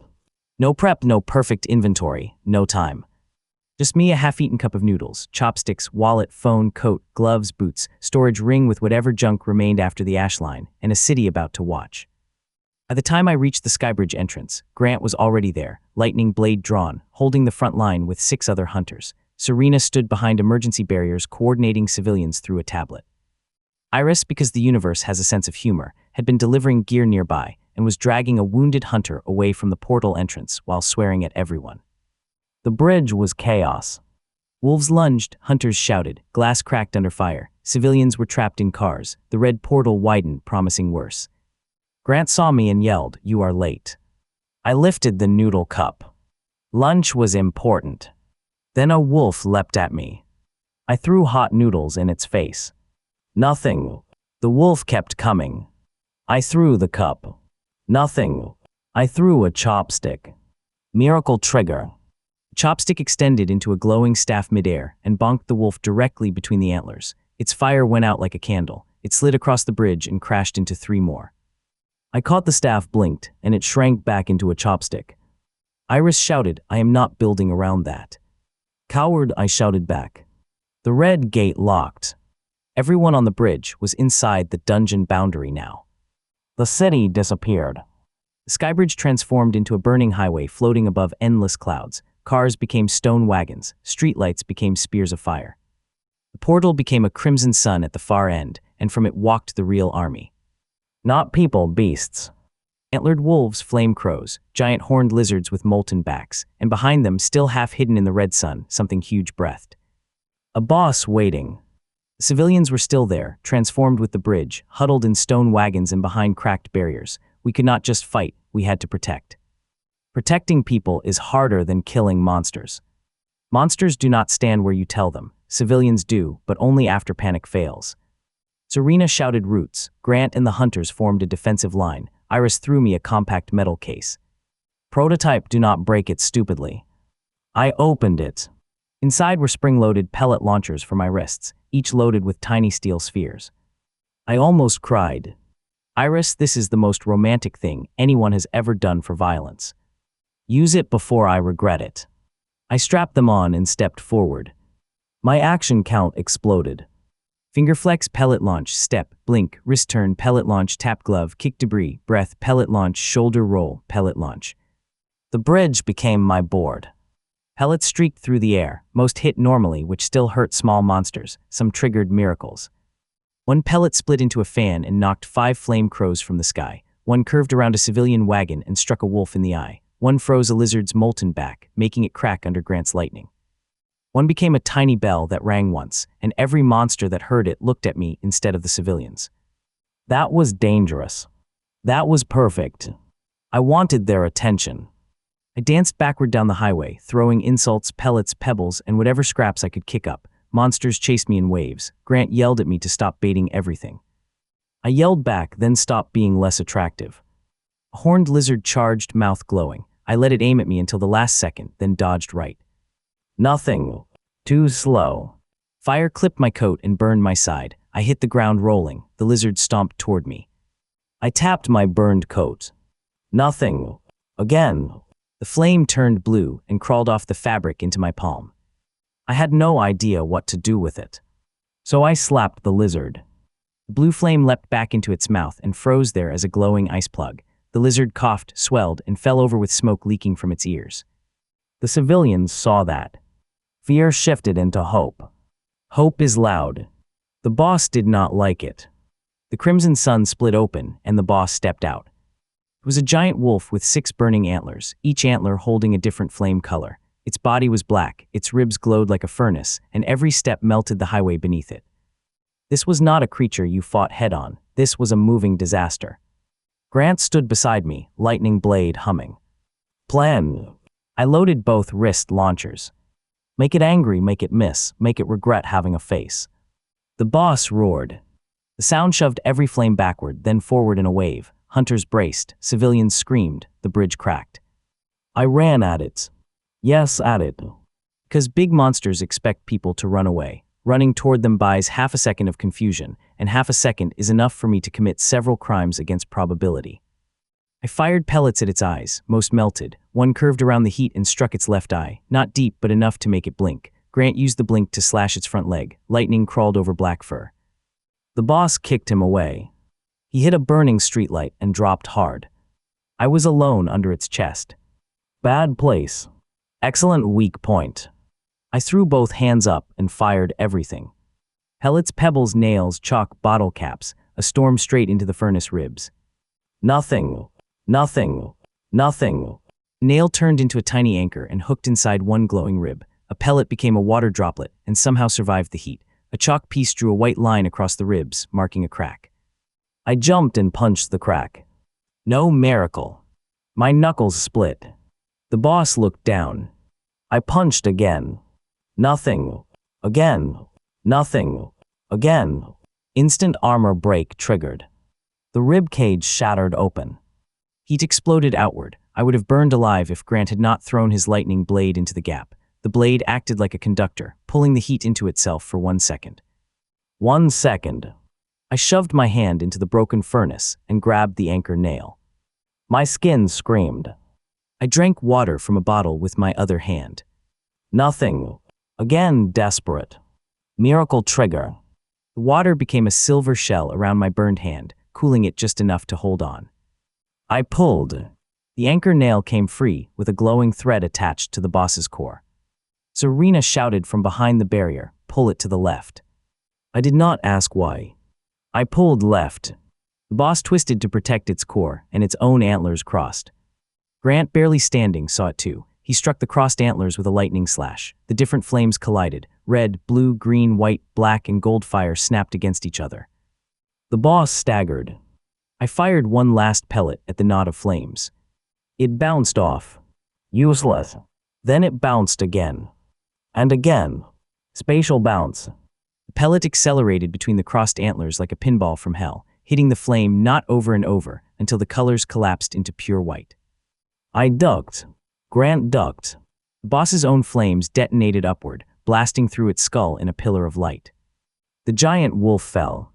The highway stopped burning. The red dungeon cracked open, and the city returned around us. For one breath, everyone on the skybridge stared at the dead boss fading into light. Then the civilians cheered. Not polite cheering, not confused murmuring, real cheering shaking the bridge, echoing between towers. I stood there with burned hands, torn clothes, empty launchers, and noodle broth still on one shoe. Grant leaned on his sword beside me. "You look terrible. You look worse. I helped kill it. I softened it with lunch." He laughed once. It sounded painful. The red gate made me famous beyond the city. Videos spread everywhere, slow-motion clips of a chopstick becoming a staff, pellets curving around civilians, the boss's flames detonating, me standing under a giant furnace wolf like I had any right to be there. People stopped calling my skill trash. They started calling it unfair. That annoyed me more.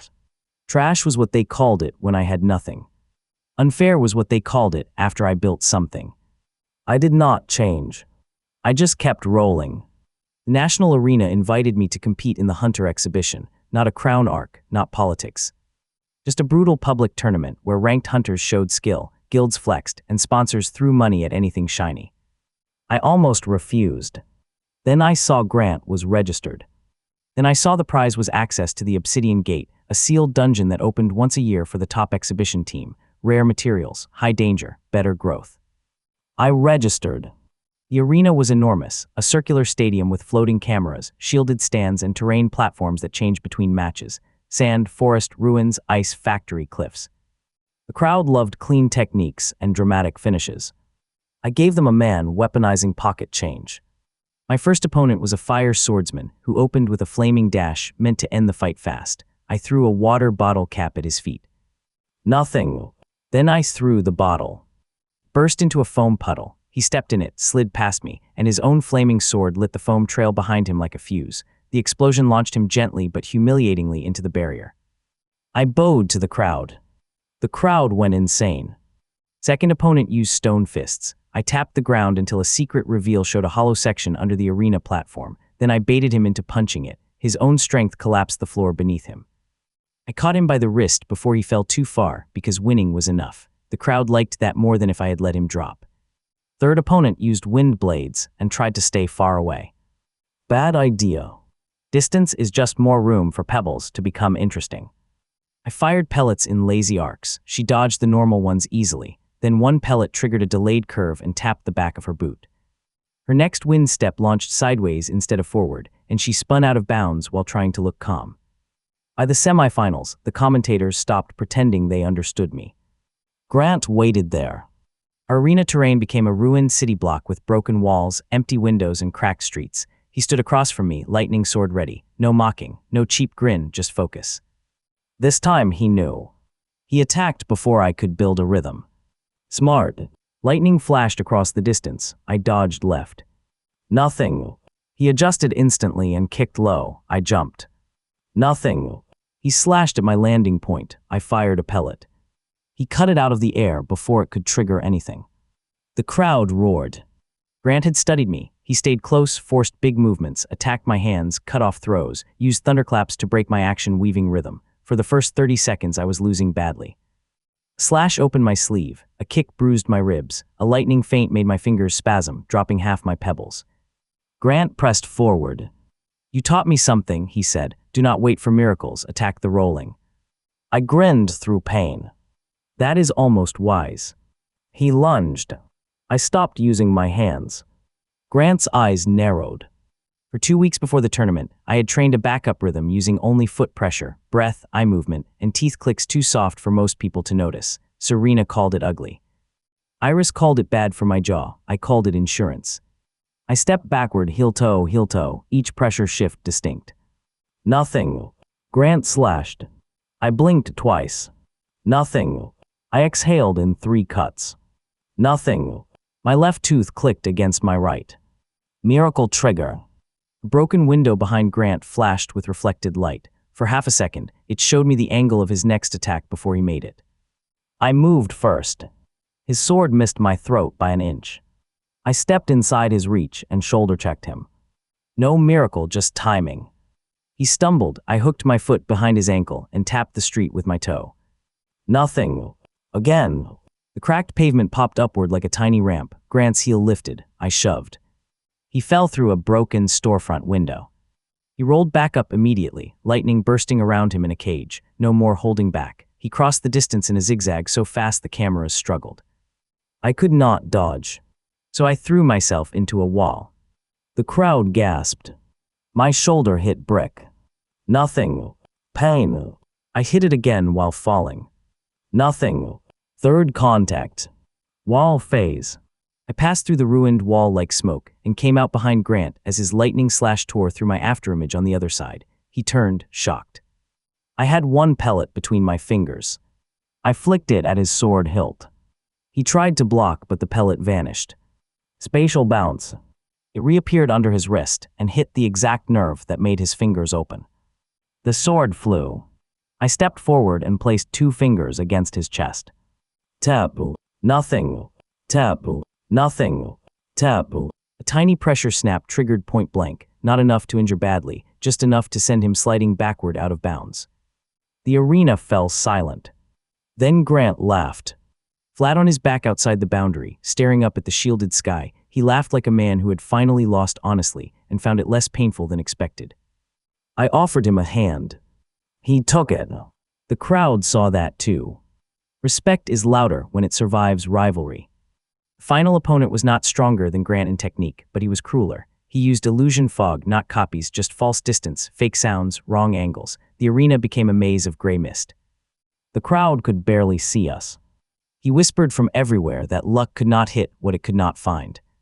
I closed my eyes. He thought vision was the problem. My power did not need vision, it needed actions. I dropped ball bearings around me in a slow circle. They rolled outward, ticking softly against stone. Most did nothing.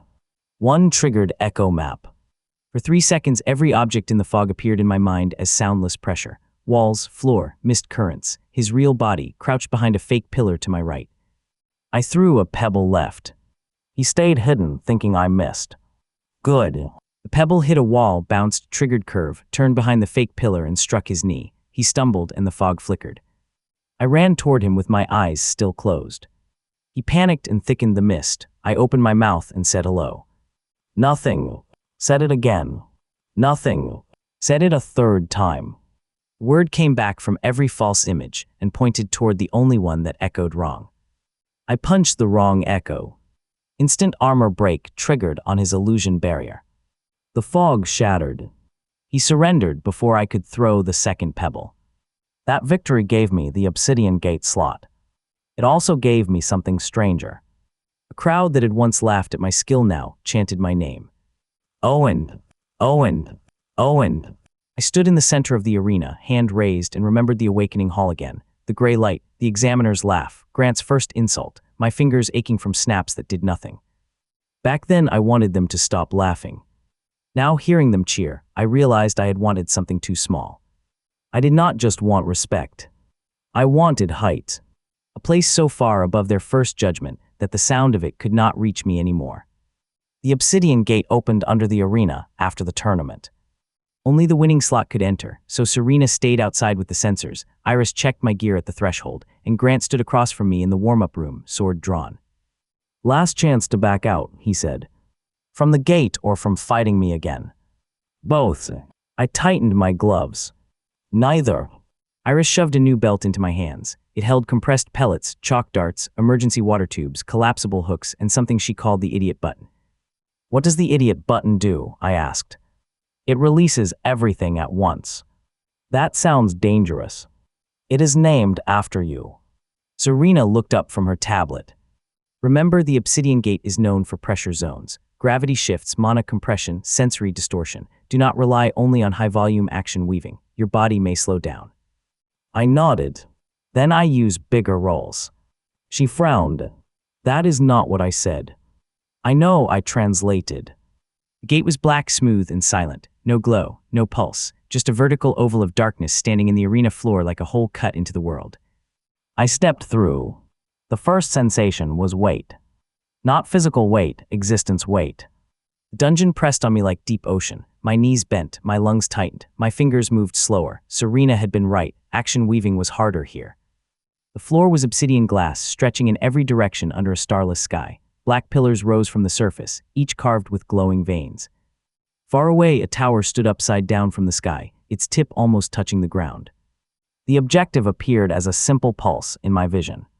Reach the inverted tower, defeat the gate guardian. No system chasing me, no special reaction, just the dungeon stating its usual challenge. I took a step. Nothing. Another. Nothing. Third.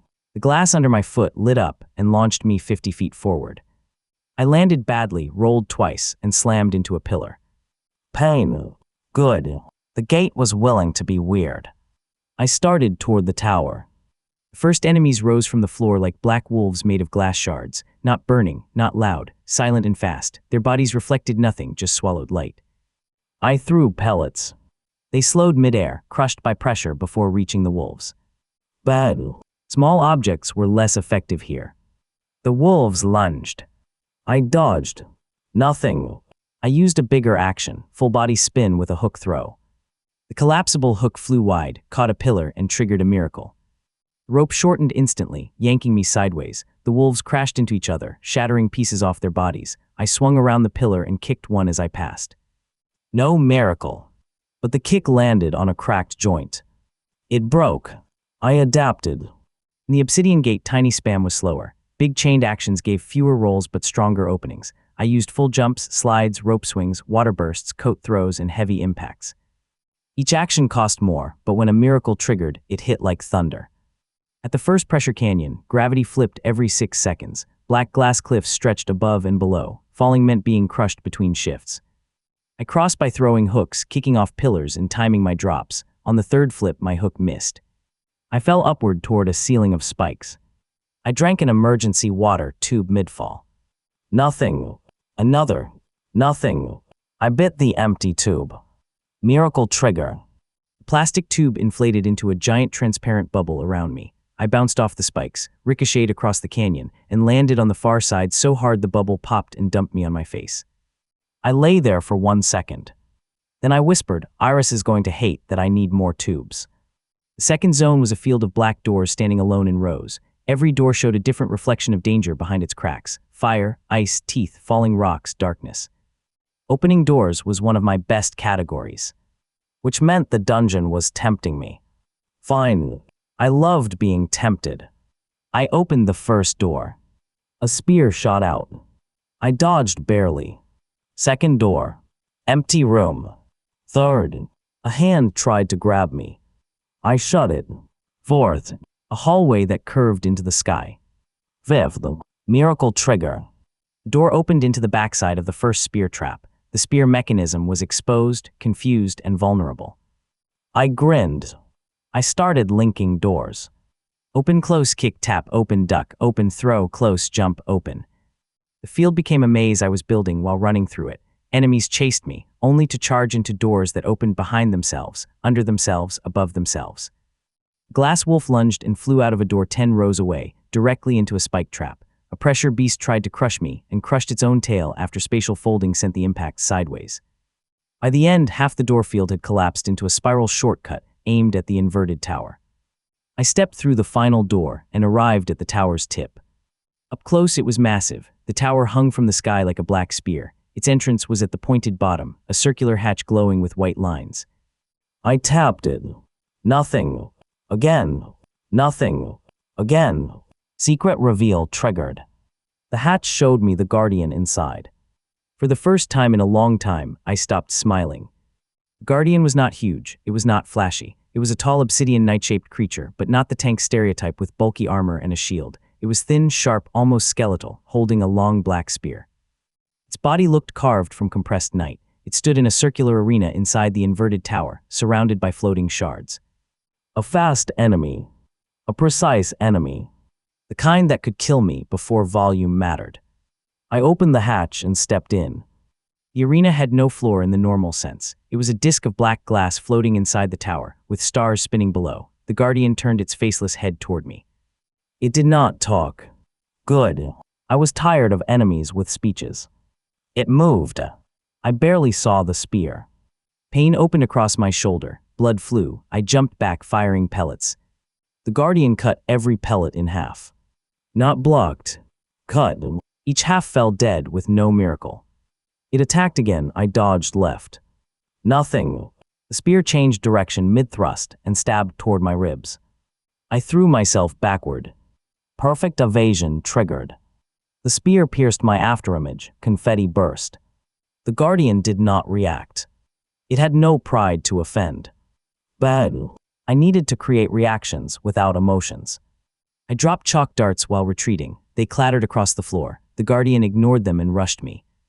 I tapped my glove, spun, threw a hook, failed to catch anything, and barely rolled under a slash that would have taken my head.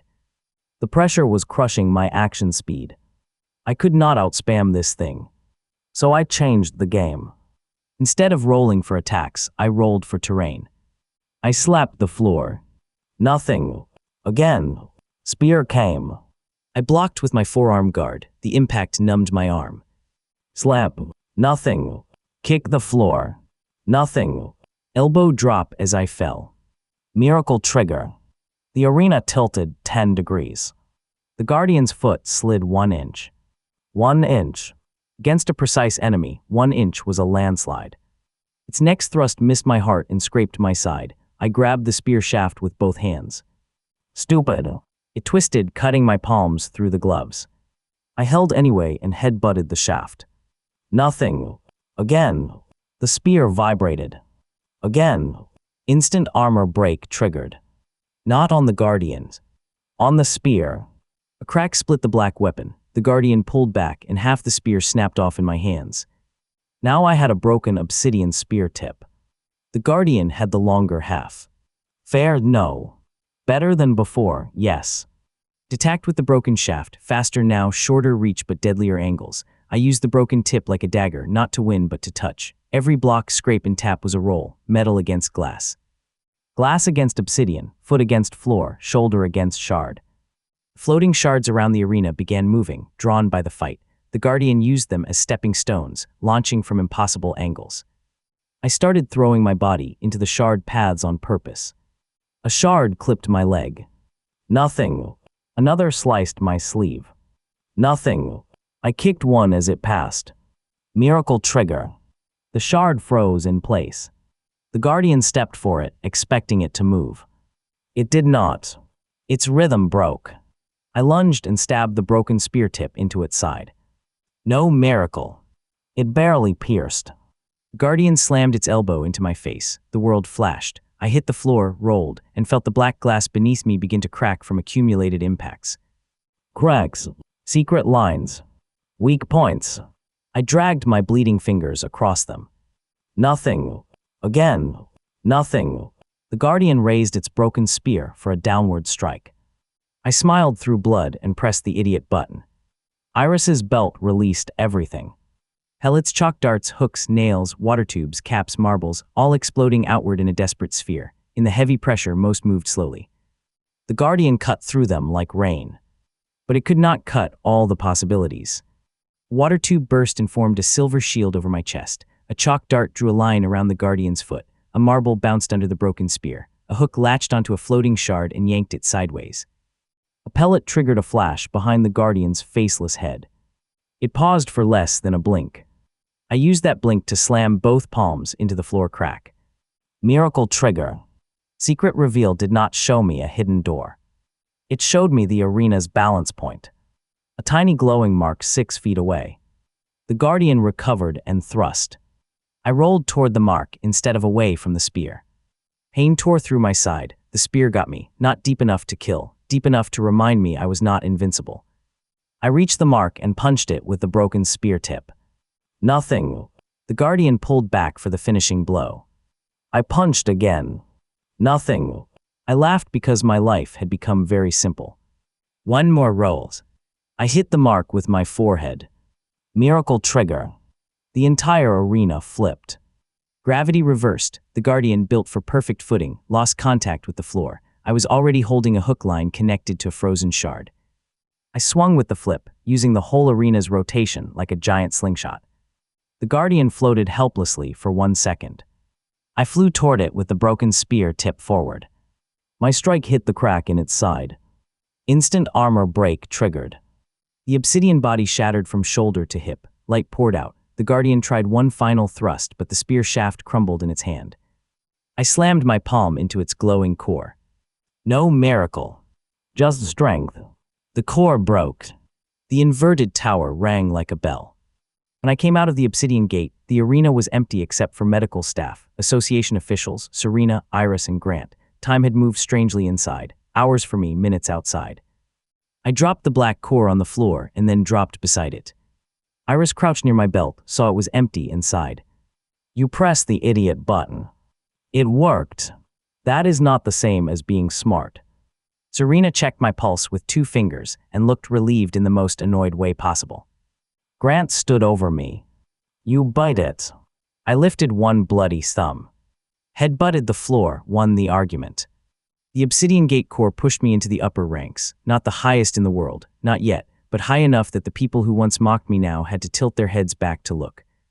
My skill window still said the same thing. 0.1% miracle. Any action has a 0.1% chance to create an impossible bonus effect. No evolution message, no hidden awakening, no secret upgrade, just the same absurd number that had started everything. But I understood it differently now. A weak person sees 0.1% and thinks failure. A desperate person sees 0.1% and thinks hope. I saw 0.1% and thought ammunition. I returned to the Awakening Hall 1 month after my first day, not for nostalgia. The association invited me to demonstrate for new hunters. They wanted inspiration. They wanted a clean speech about not giving up. I gave them a pebble. Hall looked smaller than I remembered. The same black crystal stood in the center. The same stone walls reflected nervous whispers. New awakeners waited in lines, hoping their lives would change.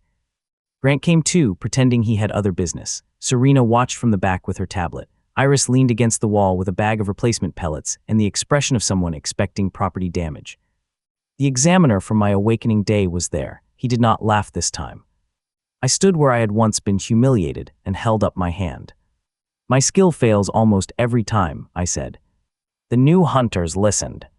That part never changed. I throw pebbles, most are pebbles. I punch things, most are punches. I dodge badly, sometimes I still get hit. The number did not become kinder because I suffered. The world did not bend because I was special. I snapped my fingers. Nothing. A few people flinched anyway. I smiled.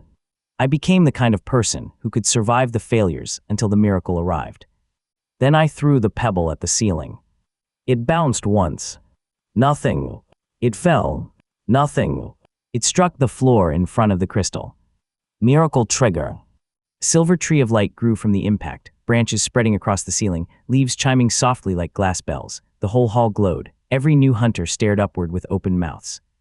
The tree lasted 3 seconds. Then it vanished.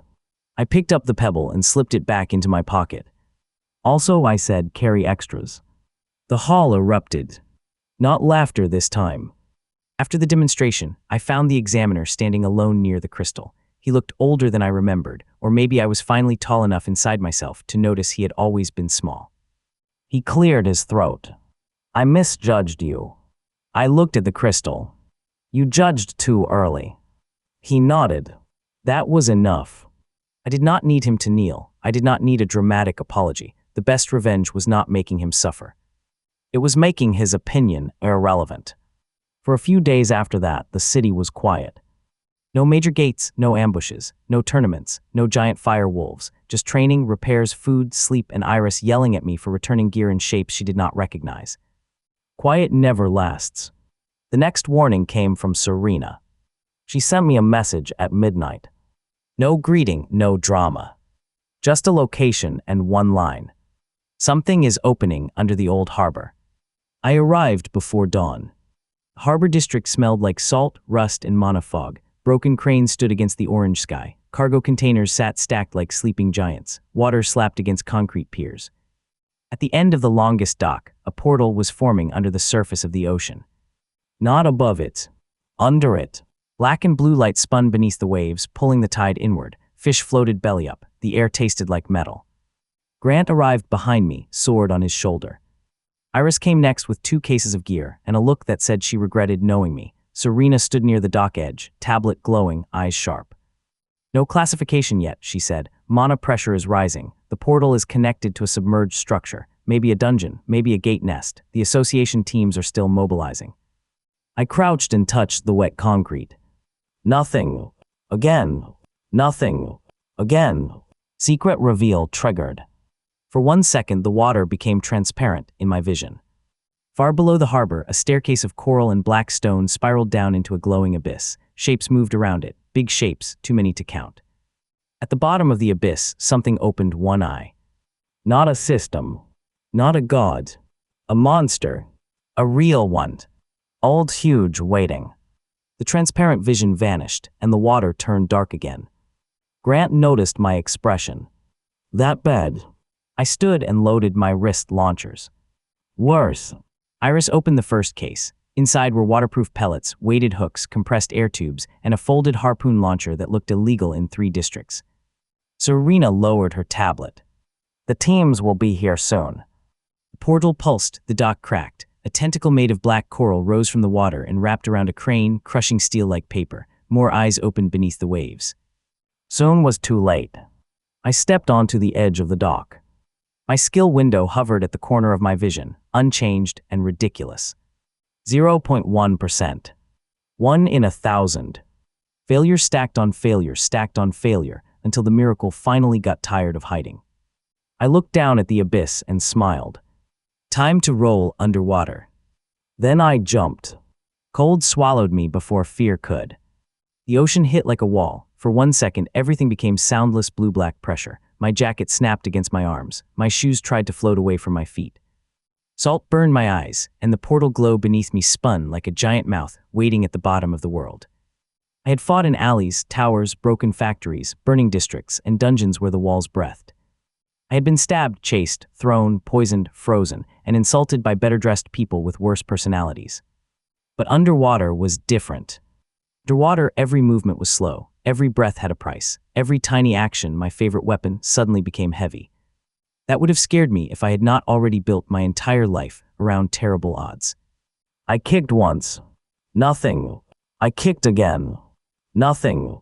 I flicked my fingers, tapped my thumb against my palm, blinked hard, twisted my ankle, clenched my teeth, opened one eye wider than the other, wiggled my left hand, wiggled my right hand.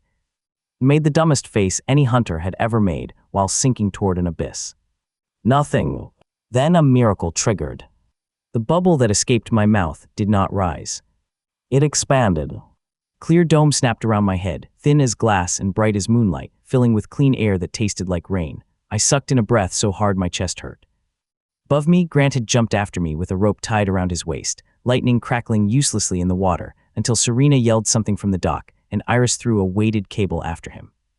Grant saw the bubble around my head and pointed at me like I had cheated. I shrugged underwater, which looked less cool than I wanted, then kicked downward again. The portal pulled me in. For a second, the harbor vanished. Then the world turned sideways. I landed on wet stone with a slap and rolled across coral steps that glowed faint blue beneath my hands. Water streamed off me, but I was not underwater anymore. I was inside a pocket of air below the sea, standing on a spiral staircase that wrapped around a vertical abyss. Above, the portal shimmered like a liquid ceiling. Round me, black coral grew from the walls in jagged branches. Tiny silver fish swam through the air like the dungeon had forgotten where water belonged. Grant crashed beside me a moment later, coughing and swearing. His hair stuck to his face, and the rope around his waist had somehow tied itself into a bow. I pointed at it. He glared, not a word. The bow untied itself. Miracle trigger. Grant stared at the rope, then at me. That was not even useful, he said. It hurt your pride, I said. That counts. The staircase shook. Far below, something moved in the abyss, not crawling, not walking, swimming through empty air. A creature bigger than a train passed between the coral pillars, its body covered in armor-like plates and glowing blue cracks. It had too many fins, too many teeth, and a long tail that carved sparks out of the darkness. Smaller monsters clung to its sides like barnacles with claws. I did not have a name for it, and I did not need one. Names were for things you planned to remember fondly. Grant pulled his lightning blade free, but the blade flickered. The damp air and heavy mana were choking it.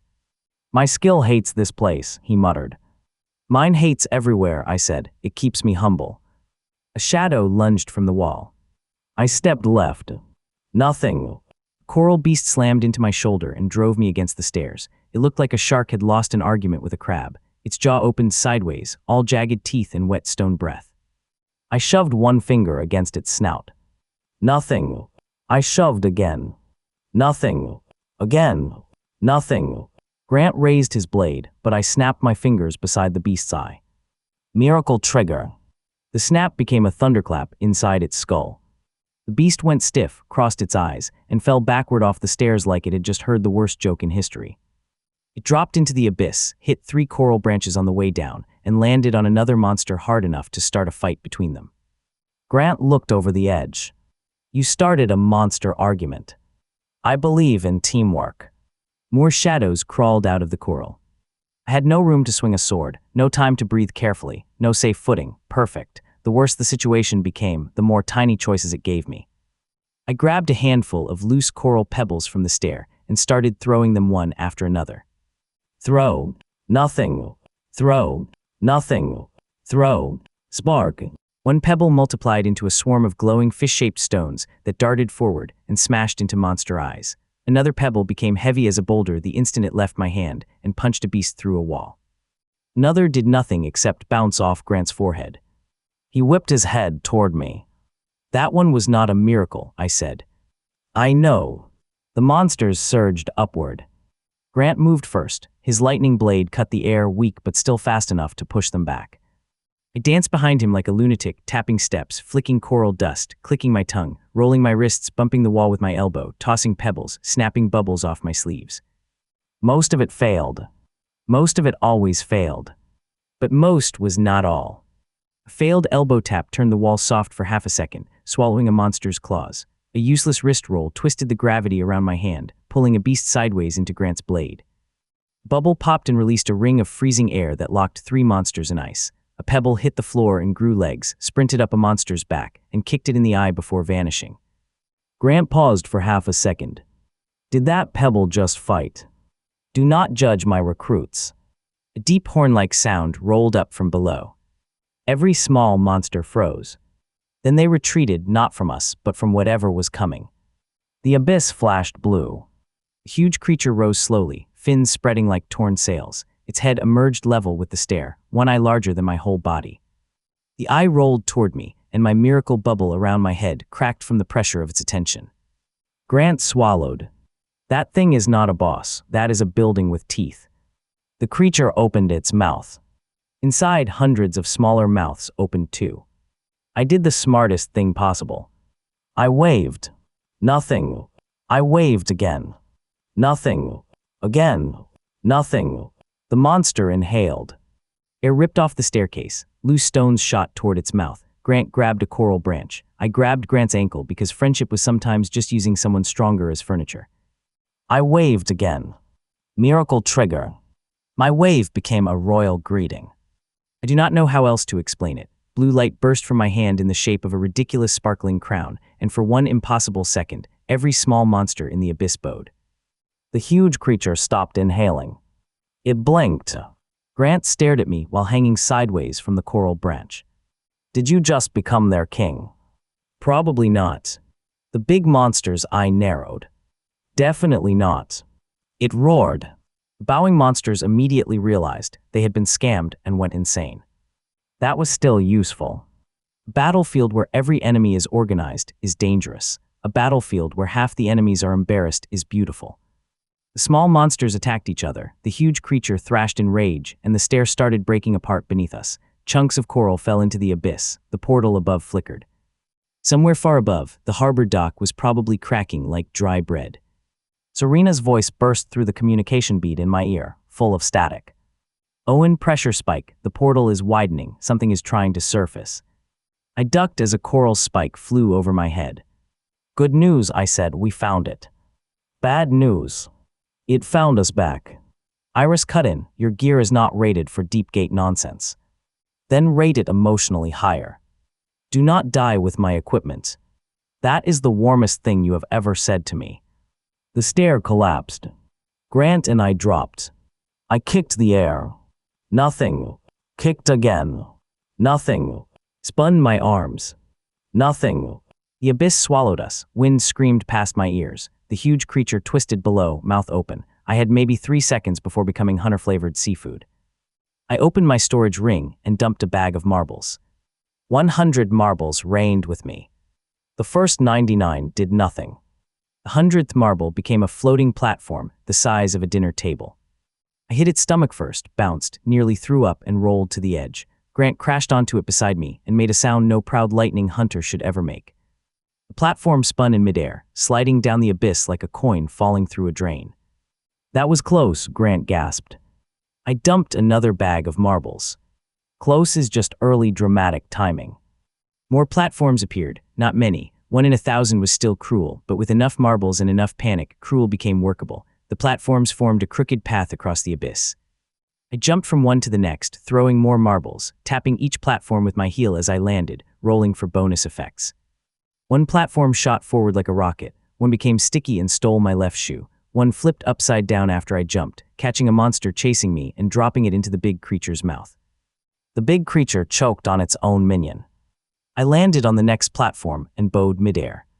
Internal conflict is important.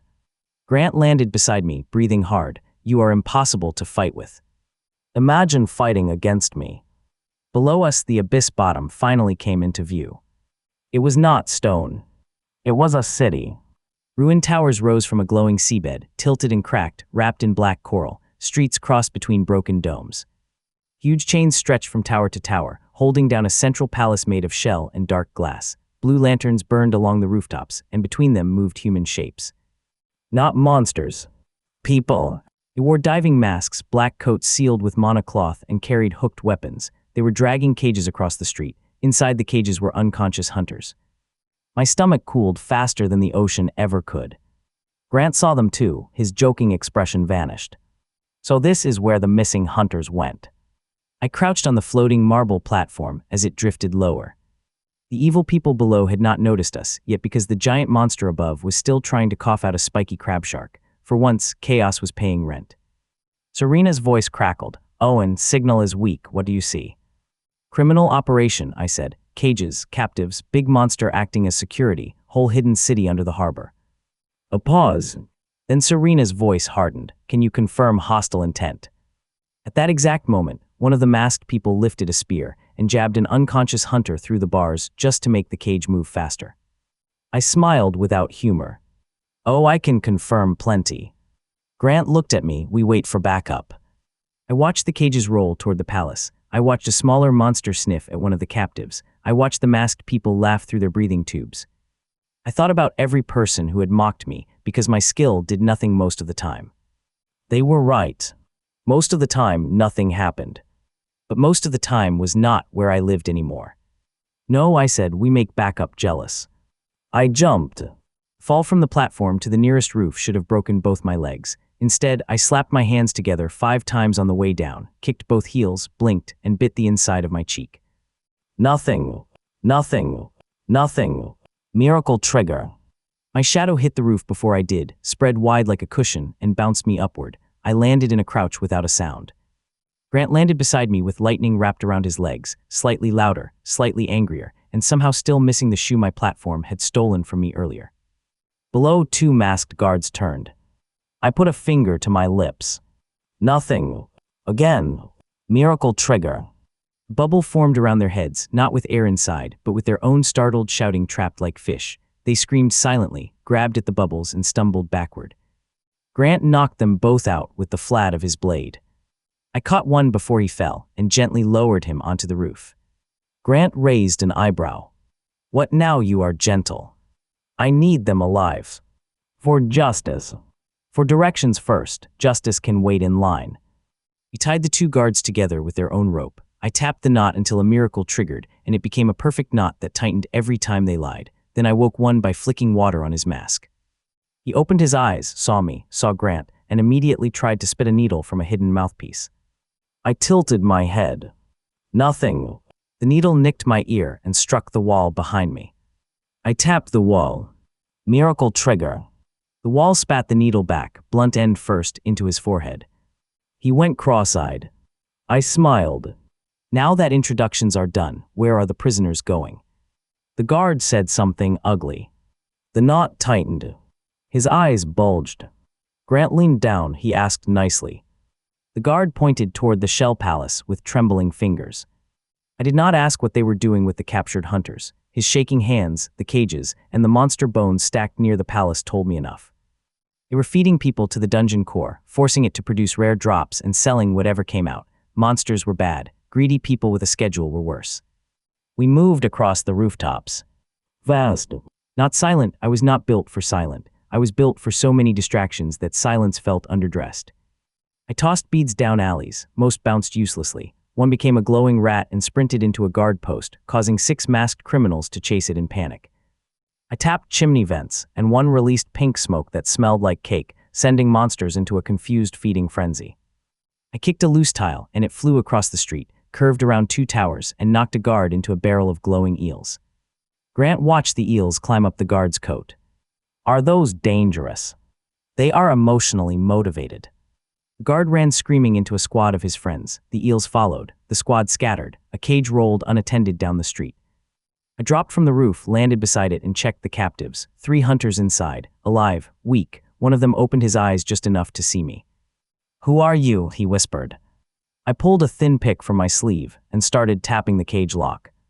Bad odds with shoes. Taboo. Nothing. Taboo. Nothing. Taboo. Miracle trigger. Lock opened, the cage door folded outward, and every shackle inside clicked free at once. The hunter stared. I pressed a finger to my mouth before he could ask anything else, then pointed toward the roof where Grant was already lowering a rope. Climb quietly. If you see a marble floating in the air, step on it only if it looks smug. He looked too exhausted to understand, but fear made people flexible.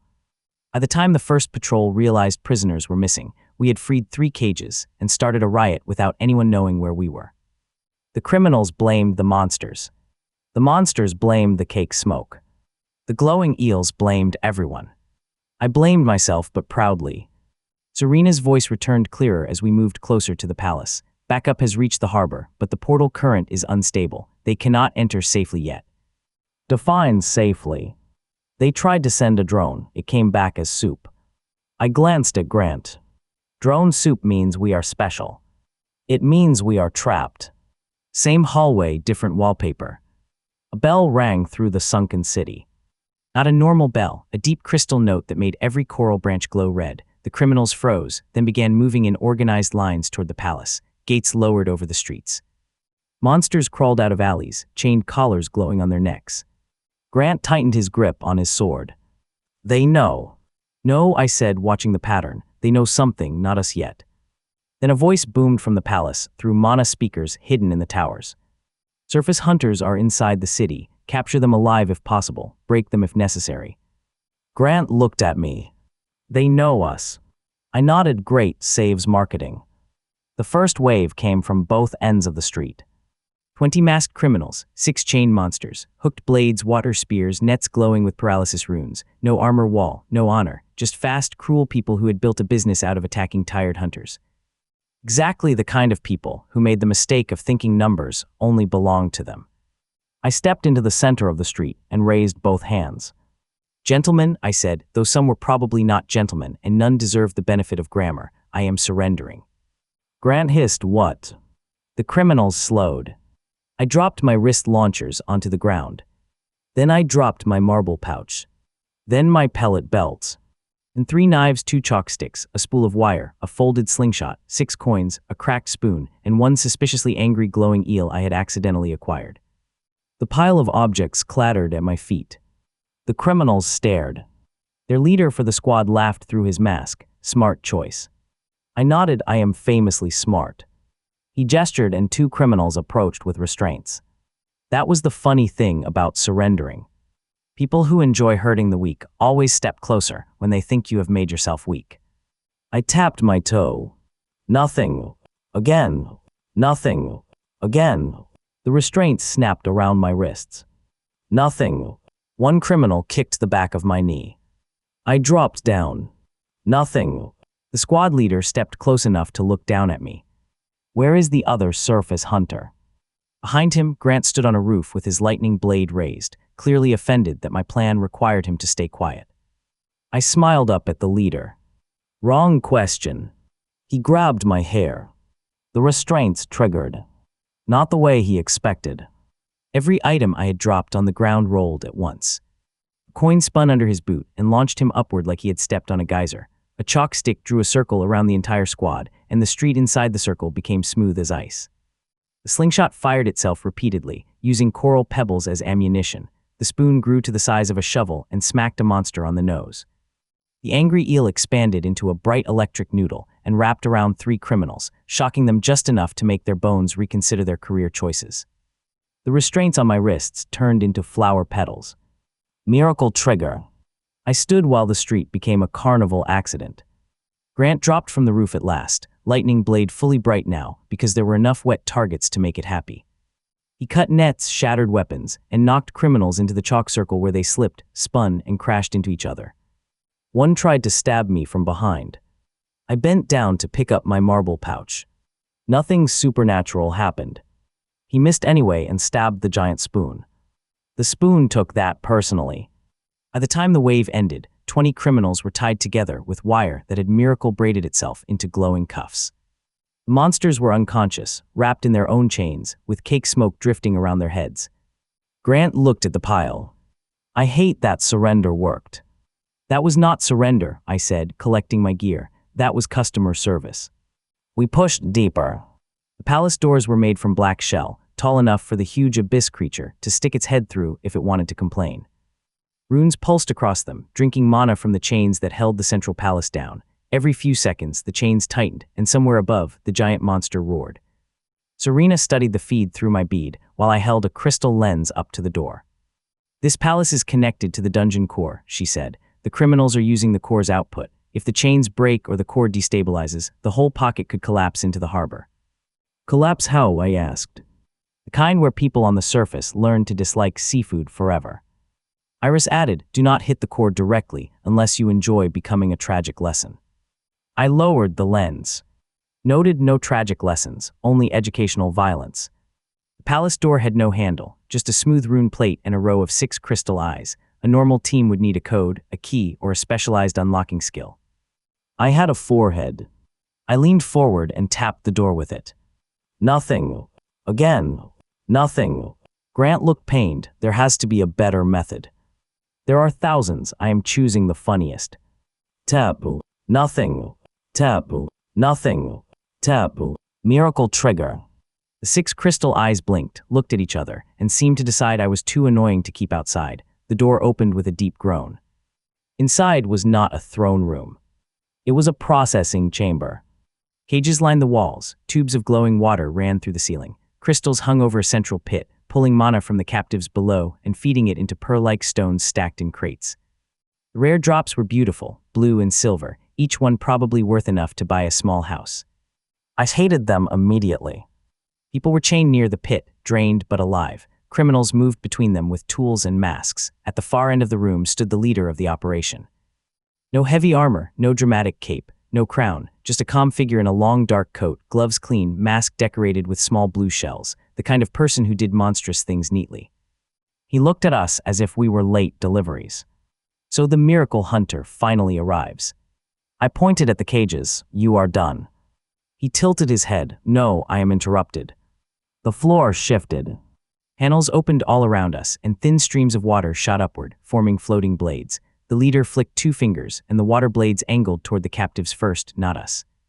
Grant froze. The leader knew exactly what he was doing. He did not need to beat us. He only needed to make us choose. I hated smart, evil people most. Dumb evil people trip over obvious bait. Smart evil people check the bait for hooks, then throw a hostage at it. The water blades trembled near the captives' throats. Drop your weapons, the leader said. No tricks. I dropped everything again. Grant stared at me. I kept my eyes on the leader. No tricks, I said. Then I breathed. Nothing. Again. Nothing. Again. The leader watched my hands, my feet, my eyes. He did not watch the breath leaving my mouth. That was his mistake. On the 7th breath, a miracle triggered. The air I exhaled became a soft white mist that rolled low across the floor, gentle as fog. It touched the water blades and turned them into harmless ribbons. It touched the captives' chains and made them loose. It touched the leader's polished boots and turned the soles into soap. He slipped, only for a second. But a second was enough for Grant to move. Lightning flashed across the chamber. Grant cut every floating water blade in half, then slammed his shoulder into the leader and drove him backward. The leader recovered fast, twisting mid-fall and pulling a curved blade from his sleeve. I sprinted toward the cages. A criminal lunged at me with a hook. I threw a pearl drop at his face. Nothing. It hit his mask and bounced off. He laughed. I threw another. Nothing. Another. Nothing. Another. Miracle trigger. The pearl opened like a tiny clam and shouted in his own voice, I confess. Every criminal in the chamber turned. The hook wielder panicked. That was not me. The pearl shouted again, louder. I confess very loudly. Chaos spread like fire. I did not need the pearl to be legally useful. I needed everyone to look at the wrong thing. I reached the first cage and tapped the lock. Nothing. Tap. Nothing. Tap. Nothing. I moved to the next cage while still tapping the first with my heel. Multitasking was just panic with ambition. Finger on one lock, heel on another, elbow on a third, shoulder bumping a fourth. I looked like I was losing a fight with furniture. Then miracles began popping. One cage opened, then another. A lock turned into a butterfly and flew away. A chain became cooked noodles and slid off a captive's wrists. A shackle sneezed itself apart. One cage door turned polite and opened after I said please. The captives stumbled free. Roof route, I told them. Follow the glowing marbles. Avoid eels with opinions. One exhausted hunter stared at the battle behind me. What about you? I am the distraction that learned math. Leader was still fighting Grant, and he was good, too good. He used water like wire, pulling Grant's arms offline, forcing his blade down, striking at joints instead of center mass. He had clearly studied hunters. He fought like someone who had beaten stronger people by making them uncomfortable. Unfortunately for him, I had been uncomfortable since awakening. I ran toward him with no weapon. The leader saw me coming and smiled under his shell mask. He flicked his hand. A water blade shot toward my chest. I clapped. Nothing. The blade cut my sleeve and burned cold across my ribs. I clapped again. Nothing. Another blade grazed my neck. Grant shouted my name. I kept running. The leader's smile sharpened. He thought I was desperate. I was counting. My feet tapped the floor with every step. My teeth clicked. My fingers snapped. My shoulders rolled. My eyes blinked. Each movement was another roll. Each roll was a tiny insult to probability. The third water blade came for my face. Miracle trigger. My clap caught it. The blade froze between my palms as a solid blue shard, humming with stolen force. I spun and threw it backward without aiming. It sliced through 3 monotubes overhead, releasing a flood of glowing water onto the pearl crates. The crates shook, pearls bouncing everywhere like spilled treasure. The leader stopped smiling. No, there it was. That beautiful little word evil people use when property gets hurt. He lunged past Grant toward the crates. I stepped into his path and opened my hand. A single pearl sat in my palm. I flicked it upward. Nothing. It fell back into my hand. I flicked again. Nothing. Again. Nothing. The leader snarled and stabbed at me. Grant blocked the blade, but the force knocked him sideways. The leader grabbed my wrist and squeezed hard enough to make my fingers open. The pearl dropped. It hit the floor. Miracle trigger. The pearl became a tiny courtroom. Not a real courtroom, a glowing miniature stage the size of a dinner plate, with tiny chairs, tiny railings, and tiny ghostly figures pointing accusing fingers at the leader. Every stolen image inside the pearl burst outward as light. Cages, captives, drain hunters, monsters being forced with collars, crates being loaded, guards laughing. The images projected across the chamber walls. Serena's voice came through my bead, very quiet. Recorded. The leader froze. I leaned close. You should have attacked me outside, where fewer cameras were emotionally available. He tried to break my wrist. I head-butted him. Nothing magical happened. It still hurt him because I had a hard skull and years of bad decisions reinforcing it. Grant struck him across the ribs with the flat of his lightning blade. The leader crashed into the pearl crates, sending them tumbling into the pit. Criminals scrambled to save them. Freed hunters grabbed loose weapons. The chamber flipped from hostage situation to messy revenge in seconds. But the palace did not like that. The central pit began to glow. Chains above us tightened, the tubes pulsed, the stolen pearls inside the pit melted into blue liquid and flowed downward. The dungeon core was not reacting to me. It was reacting to damage, greed, and too much stolen mana being dumped back into its veins at once. The floor cracked. The huge creature above roared again, closer this time. Serena's voice sharpened, core pressure rising, the pocket space is destabilizing. Iris cursed, get everyone out. Working on it. Leader laughed, one hand clutching his ribs. You ruined the balance. The city will rupture. The harbor will drown in monsters. I looked at him. He expected fear.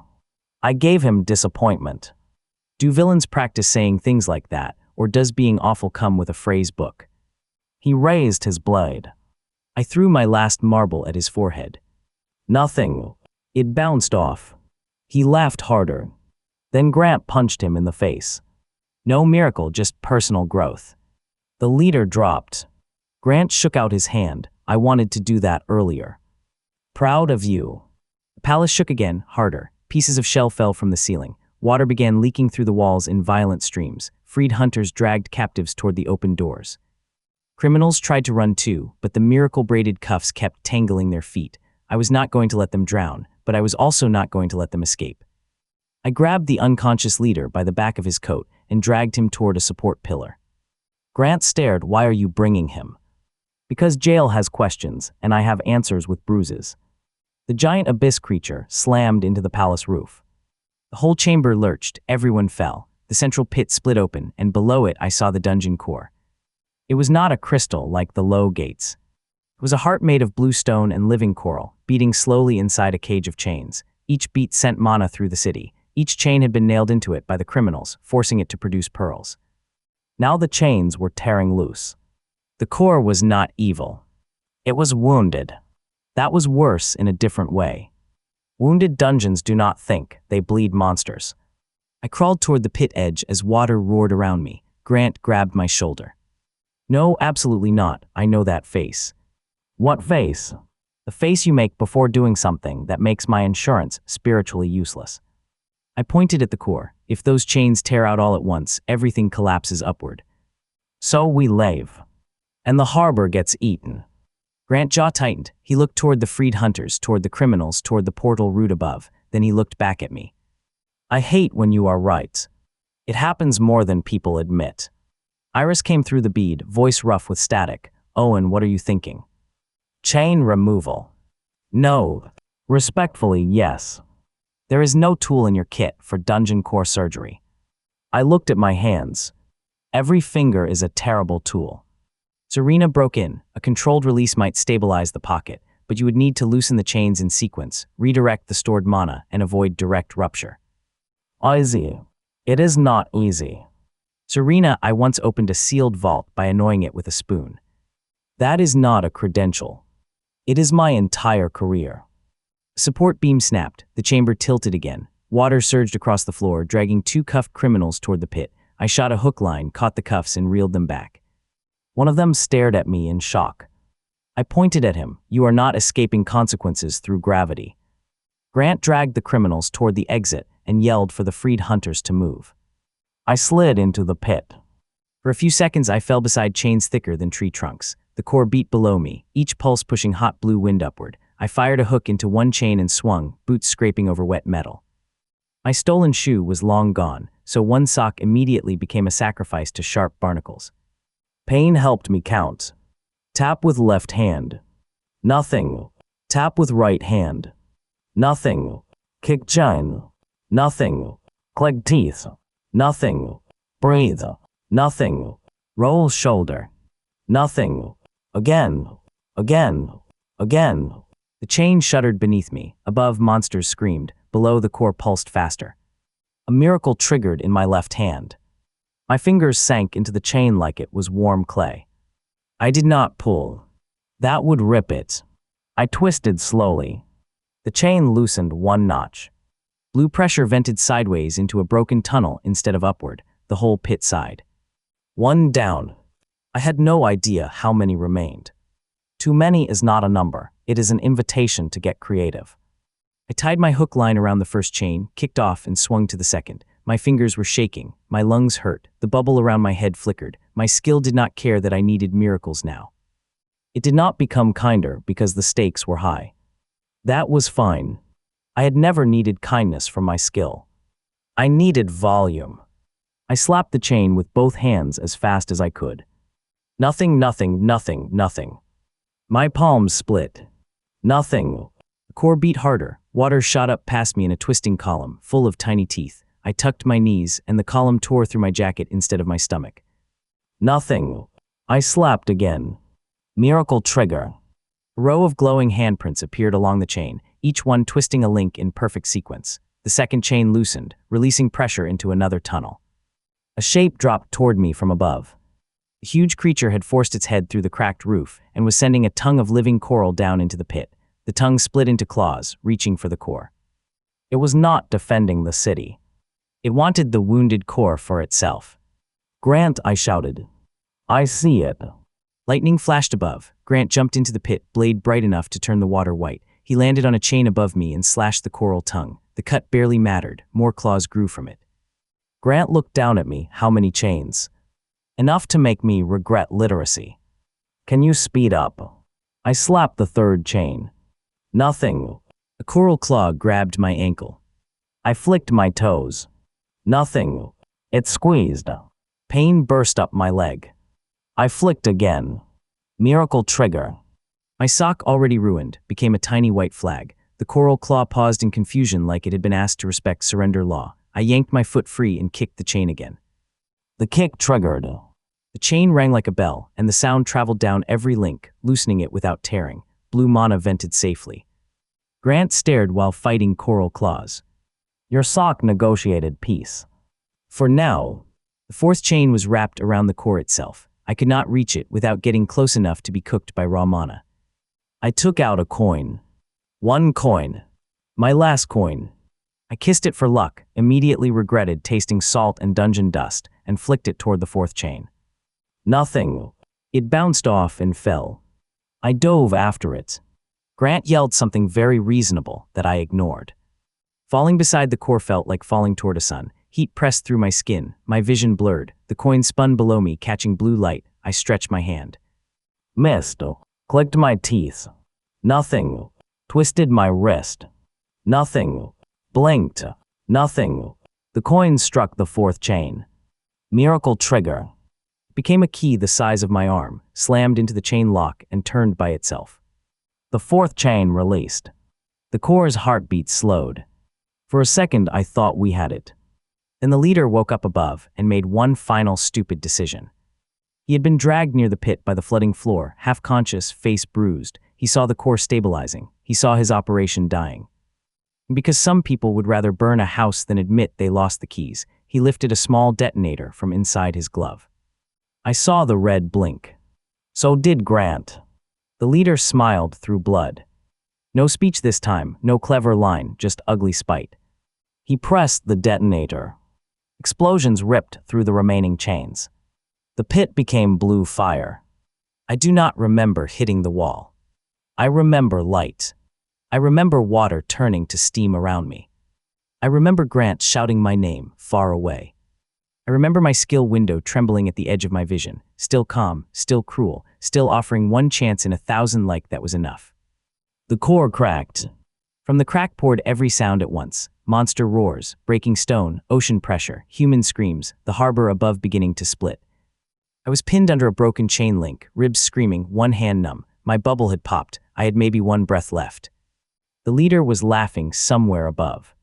Grant was trying to reach me, but coral claws held him back. I could not swing, could not run, could not spam steps, could barely move. So I used what I had.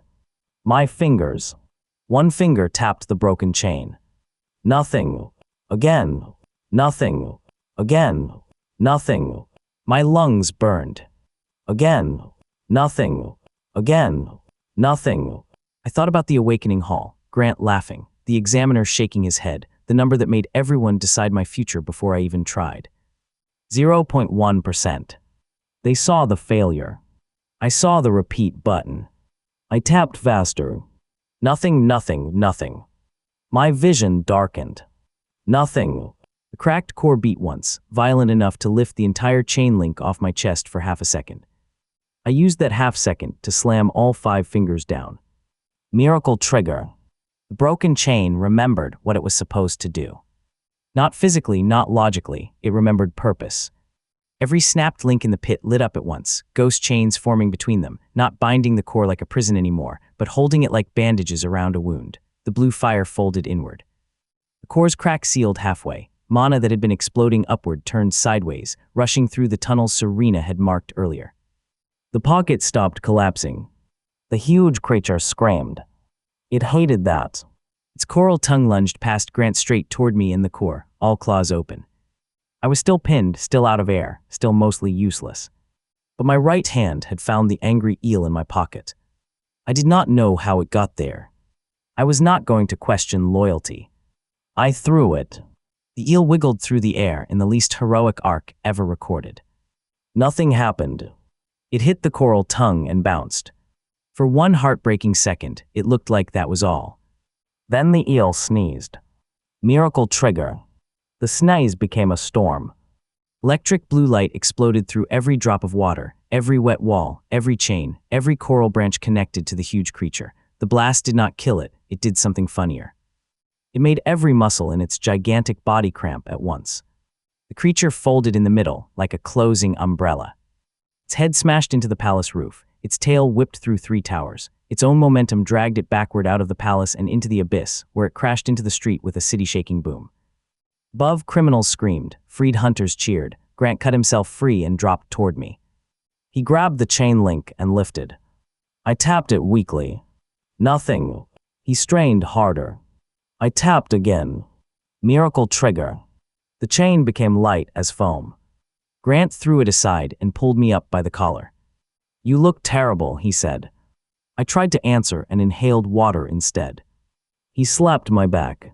Nothing. He slapped again, much harder than necessary. Miracle trigger. A perfect sphere of air popped around my head, and I coughed so violently my soul probably filed a complaint. Grant smiled with relief, then tried to hide it by scowling. Do not make me rescue you again. Then stop being convenient. The core stabilized, but the city was still flooding. The portal above flickered, opening and closing like a dying eye. Serena was guiding rescue teams from the surface, but the current was still too dangerous for them to enter in numbers. That meant evacuation had one path.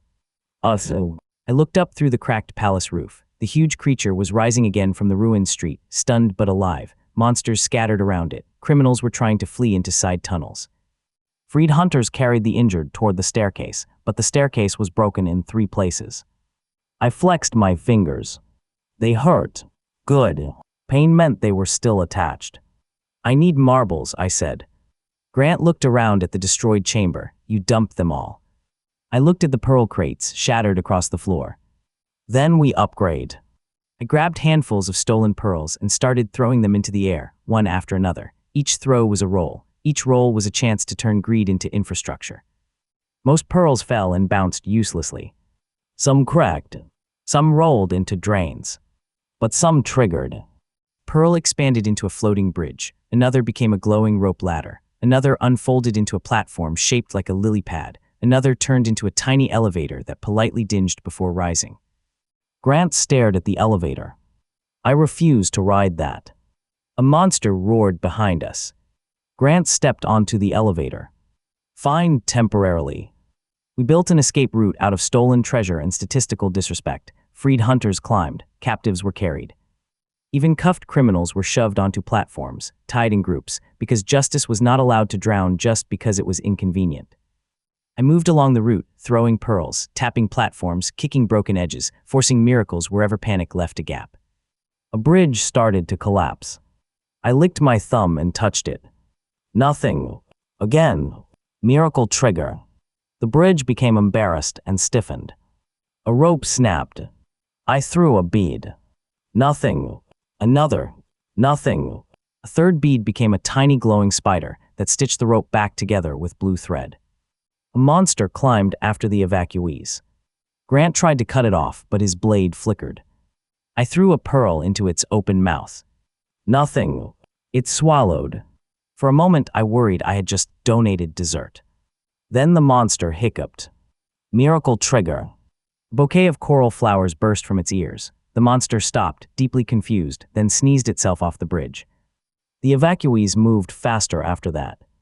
Fear is powerful, but watching a monster lose a fight to decorative plants gives people a strange kind of hope. At the top of the broken staircase, the portal was shrinking. Surface light shimmered beyond it, close but unstable. Serena shouted directions through the bead, her voice tight. The portal can handle small groups every 15 seconds. Too much mass and it will shear. How many left? I asked. Too many. I hated that number. The huge creature slammed into the base of the staircase. The entire spiral shook. Platforms cracked. People screamed. The creature's big eye rolled upward and locked on me. I had shocked it, scammed it, stolen its snack, and stabilized the core it wanted to eat. I had made a very large enemy. Grant stood beside me, lightning blade humming weakly. Can you beat that thing? I watched the creature climb, claws sinking into coral, mouth opening wider with every level. No. Grant exhaled. Good to know. I can make it beat itself. That is better. I limped down 3 steps toward it. Grant grabbed my sleeve. Owen. I looked back. Behind him, injured hunters were still climbing. Cuffed criminals were being dragged through the portal. The leader was tied to a floating platform, awake now, glaring at me with pure hatred and one very swollen eye. He had caused this. He would answer for it. But first, the giant creature needed to stop treating the evacuation route like a buffet line. I pulled free from Grant and started walking down. Every step was a roll. Nothing. Nothing. Nothing. I snapped my fingers, tapped the railing, rolled my neck, clicked my tongue, kicked pebbles through pearls, slapped coral branches as I passed. Tiny effects sparked around me. A step became silent. A pebble became a spark. A coral branch bowed out of my way. Useless, cute, not enough. The creature lunged. I jumped onto a floating pearl platform and slid down toward its face like I was riding a dinner tray into a nightmare. Grant shouted behind me. I ignored him because dramatic timing works better when your friends are worried. The creature opened its mouth. I threw both arms wide and screamed. Not words, just noise. Nothing. The mouth came closer. I screamed again. Nothing. Again. Nothing. Again. Miracle trigger. My scream became bait. A golden fish of sound shot out of my mouth and darted right between the creature's eyes. Its pupils crossed. The fish zipped left. The creature followed. The fish zipped right. The creature followed harder. The fish dived straight into a side tunnel, too small for the creature's head. The creature, being huge, angry, and apparently not a scholar of tunnel width, rammed its face into the wall. The entire staircase shook from the impact. Cracks ran through the coral around its head. The creature pulled back, dazed. I landed on its snout. Grant's voice echoed from above. That is not beating itself. That is you standing on it. Step 1, I shouted. The creature's eyes focused on me. I tapped its nose with one finger. Nothing. It growled. Tap. Nothing. It lifted a claw. Tap. Nothing. The claw came down. I dodge-rolled across its snout. Nothing. The claw scraped its own face, carving a line through its armored plates.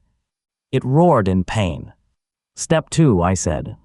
I sprinted across its head, tapping every plate with my fingers as I ran. Most did nothing. One plate turned slippery. Another rang like a gong. Another flashed bright enough to blind one of its eyes. The creature shook its head, trying to throw me off, and smashed its jaw into the wall again. Cracks spread behind it. Not in the wall.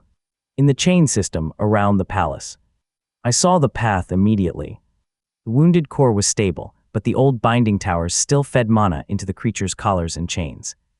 If I could lure the creature through the right route, make it hit the right supports, and collapse the collar network, the monsters would lose control and flee instead of fighting. It sounded impossible. So it was basically my brand. I pulled 3 pearls from my pocket and threw them toward the first tower. Nothing. Nothing. The third became a neon arrow pointing at me. Not what I wanted, but the creature understood insults perfectly. It lunged. I leapt off its head onto a bridge, rolled, and sprinted. The creature followed, crashing through a coral arch behind me. The arch collapsed onto a control chain. Blue light burst along the street. One monster collar snapped. The freed monster looked around, realized it no longer had to serve cruel people, and immediately tackled the nearest criminal trying to escape. Beautiful. Serena, I yelled, marked chain towers. Already on it, left tunnel, then upper bridge, then the broken dome.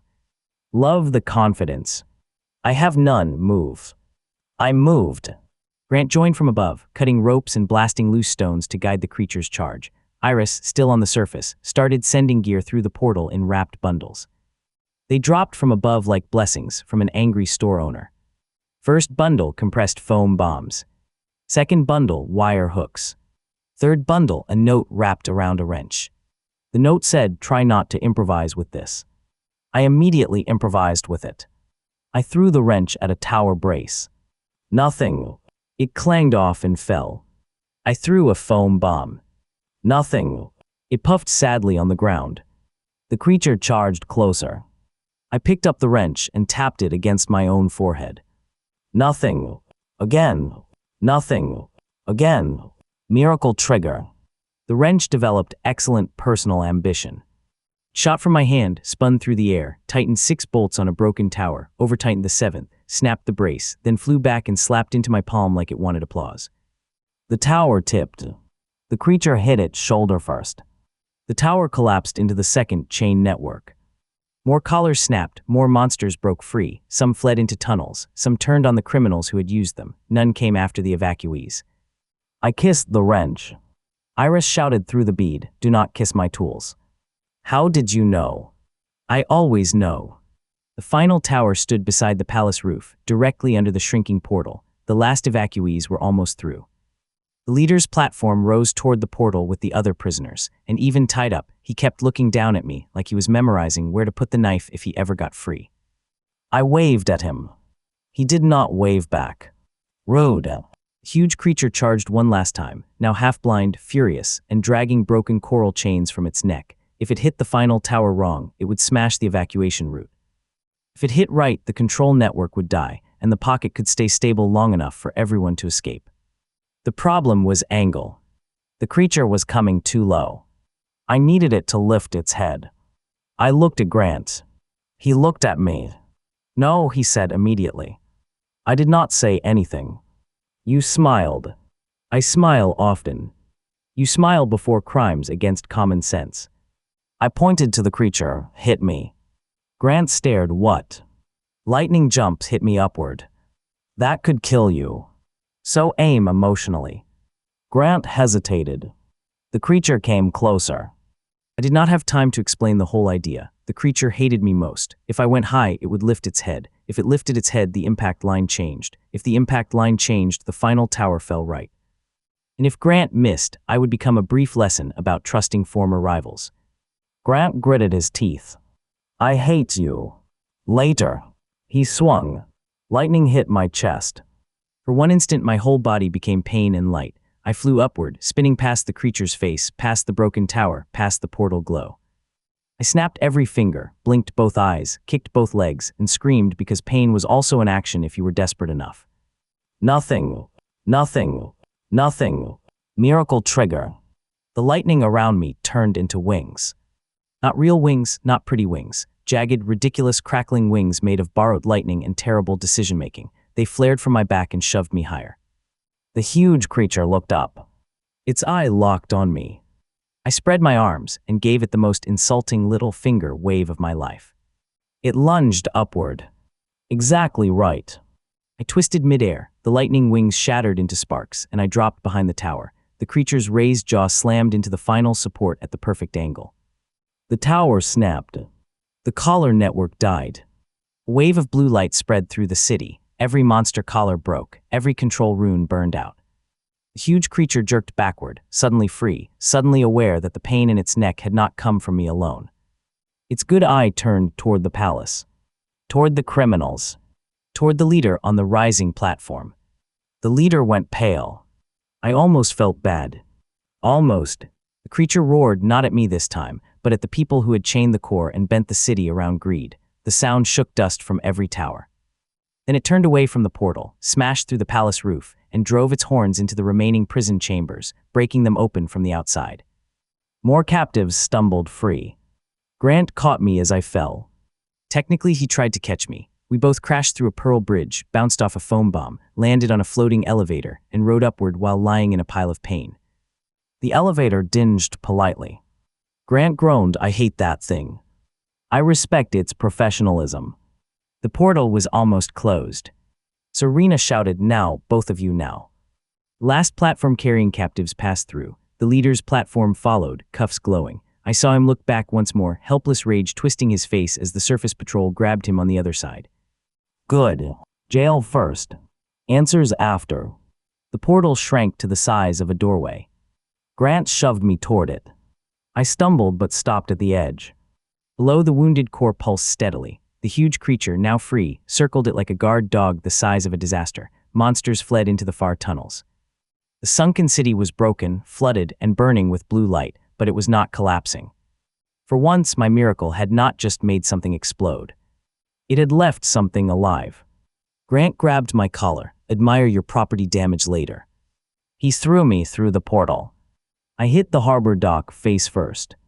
Real air filled my lungs, rain slapped my back, sirens wailed, hunters shouted, people dragged captives onto stretchers, patrol officers surrounded cuffed criminals. Serena stood near a command table, soaked and pale, but still typing like the world would fall apart if she stopped insulting it with data. Iris pushed through the crowd carrying a towel and a glare. Grant came through the portal a second later and landed on his feet because apparently he cared about looking cool when I was too busy becoming floor-daker. The portal snapped shut behind him. For 3 seconds, no one spoke. Then the harbor erupted. Not with monsters. With cheers. The kind that hit harder than laughter. I rolled onto my back and stared at the gray sky. Rain fell into my eyes. My ribs hurt. My hands shook. One foot had no shoe. My jacket was ruined. My hair probably looked like it had lost a fight with a haunted mop. Iris stood over me. "You lost half my gear." I raised one finger. "Save the city." "You kissed my wrench." "Save the city with affection."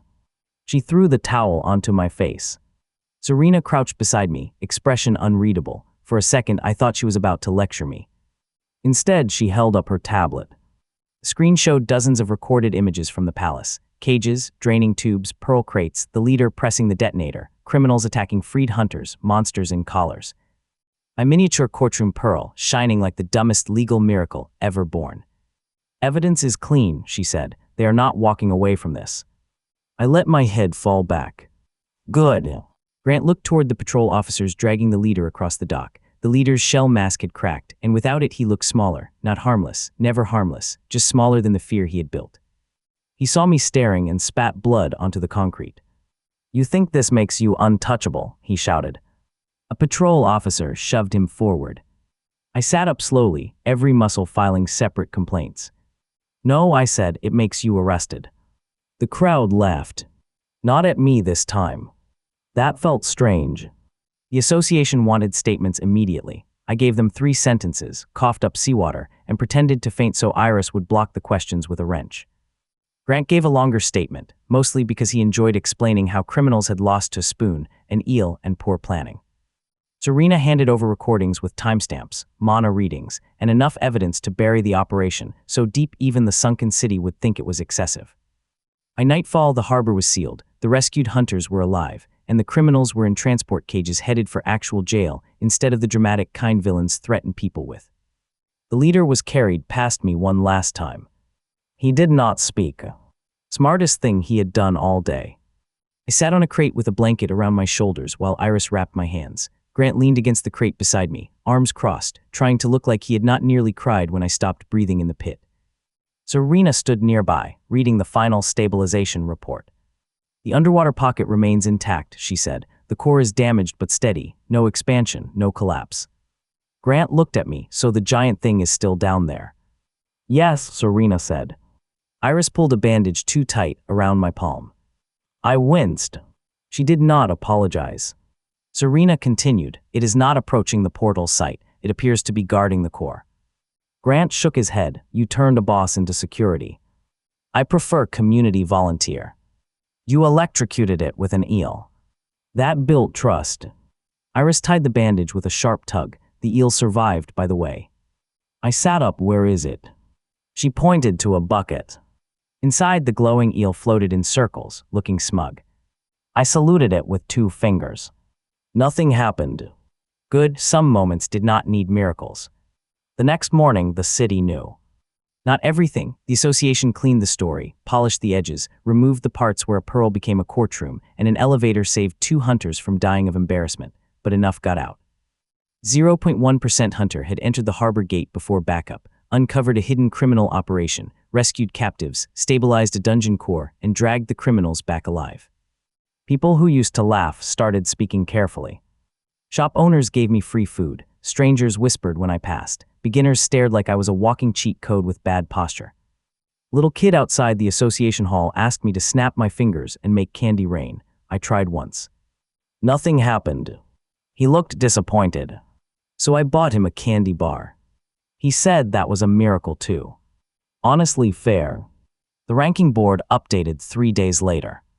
I did not jump to the top. Life was not that clean. My official rank climbed, but the board still hated skills it could not measure. The examiners called my results irregular. Analysts argued whether my combat value was luck, strategy, or a public safety concern wearing sneakers. I did not care. The people in jail cared. The rescued hunters cared. The evil crews still hiding in other districts cared most of all. Because now they understood the real problem. I did not need to overpower them in the normal way. I needed them to make one mistake. Attack first. Step closer. Laugh too soon. Then I would roll until the world embarrassed them. A week after the harbor incident, I returned to Iris's shop to replace what I had lost. The bell above her door rang as I entered, then rang again by itself. Miracle trigger. Iris looked up from behind the counter. Did you just make my bell sarcastic? It knows me. Grant was already there, testing a new lightning focus. Serena sat at the workbench, tablet open, reviewing the harbor evidence for the trials. The glowing eel had somehow become the shop mascot and lived in a reinforced tank labeled "Do Not Tap," which meant I had to put both hands in my pockets. Iris placed a new pouch on the counter. Weighted pearls, modified marbles, waterproof chalk, emergency air beads, a better hook line, no spoons. Why no spoons? Because you will give them confidence. Grant tossed me a small box, also shoes. I opened it. Inside was 1 shoe. Just one. I looked up slowly. Grant's face stayed perfectly serious for almost 2 seconds before he laughed. I threw the shoe at him. Nothing. It hit him in the chest. Worth it. Serena cleared her throat. The leader started talking. The room quieted. I leaned against the counter, about the operation. About buyers. Iris's expression sharpened. Serena turned the tablet so we could see a map of the region. Red marks dotted several distant dungeon zones, trade routes, abandoned towers, and coastal gates. Harbor Group was not alone, she said. They were selling forced core drops to multiple crews. Some are criminal hunters, some are collectors, some are monster tamers using illegal collars. Different groups, same supply chain. Grant frowned. How many? Serena did not answer right away. That was answer enough. I looked at the map. Every red mark felt like a laugh from the awakening hall, multiplied and sharpened. People deciding someone else's life was a resource. People using gates like private slaughterhouses. People counting on fear, confusion, and slow official response. I tapped the counter once. Nothing. Again. Nothing. Again. A small spark of blue light jumped from my fingertip to the map. Miracle trigger. One red mark pulsed brighter than the rest. Serena stared. That location was not highlighted. What is it? I asked. She zoomed in. An old amusement pier outside the city, closed for years after a gate outbreak. Rusted rides, broken arcades, a flooded boardwalk, and underneath it, storage tunnels connected to the sea. Grant's grin slowly returned. Please tell me we are not going to fight criminals under a haunted amusement park. I smiled. The eel in the tank sparked like it approved. Ira sighed and reached under the counter for another gear case. Serena started pulling records. Grant checked his blade. And me. I looked at the pulsing red mark and felt the familiar rhythm in my fingers. 1 in 1,000. 999 failures waiting in line. One miracle hiding somewhere behind them, pretending it could stay asleep. The city had stopped laughing. The criminals had started worrying. And I was just getting warmed up.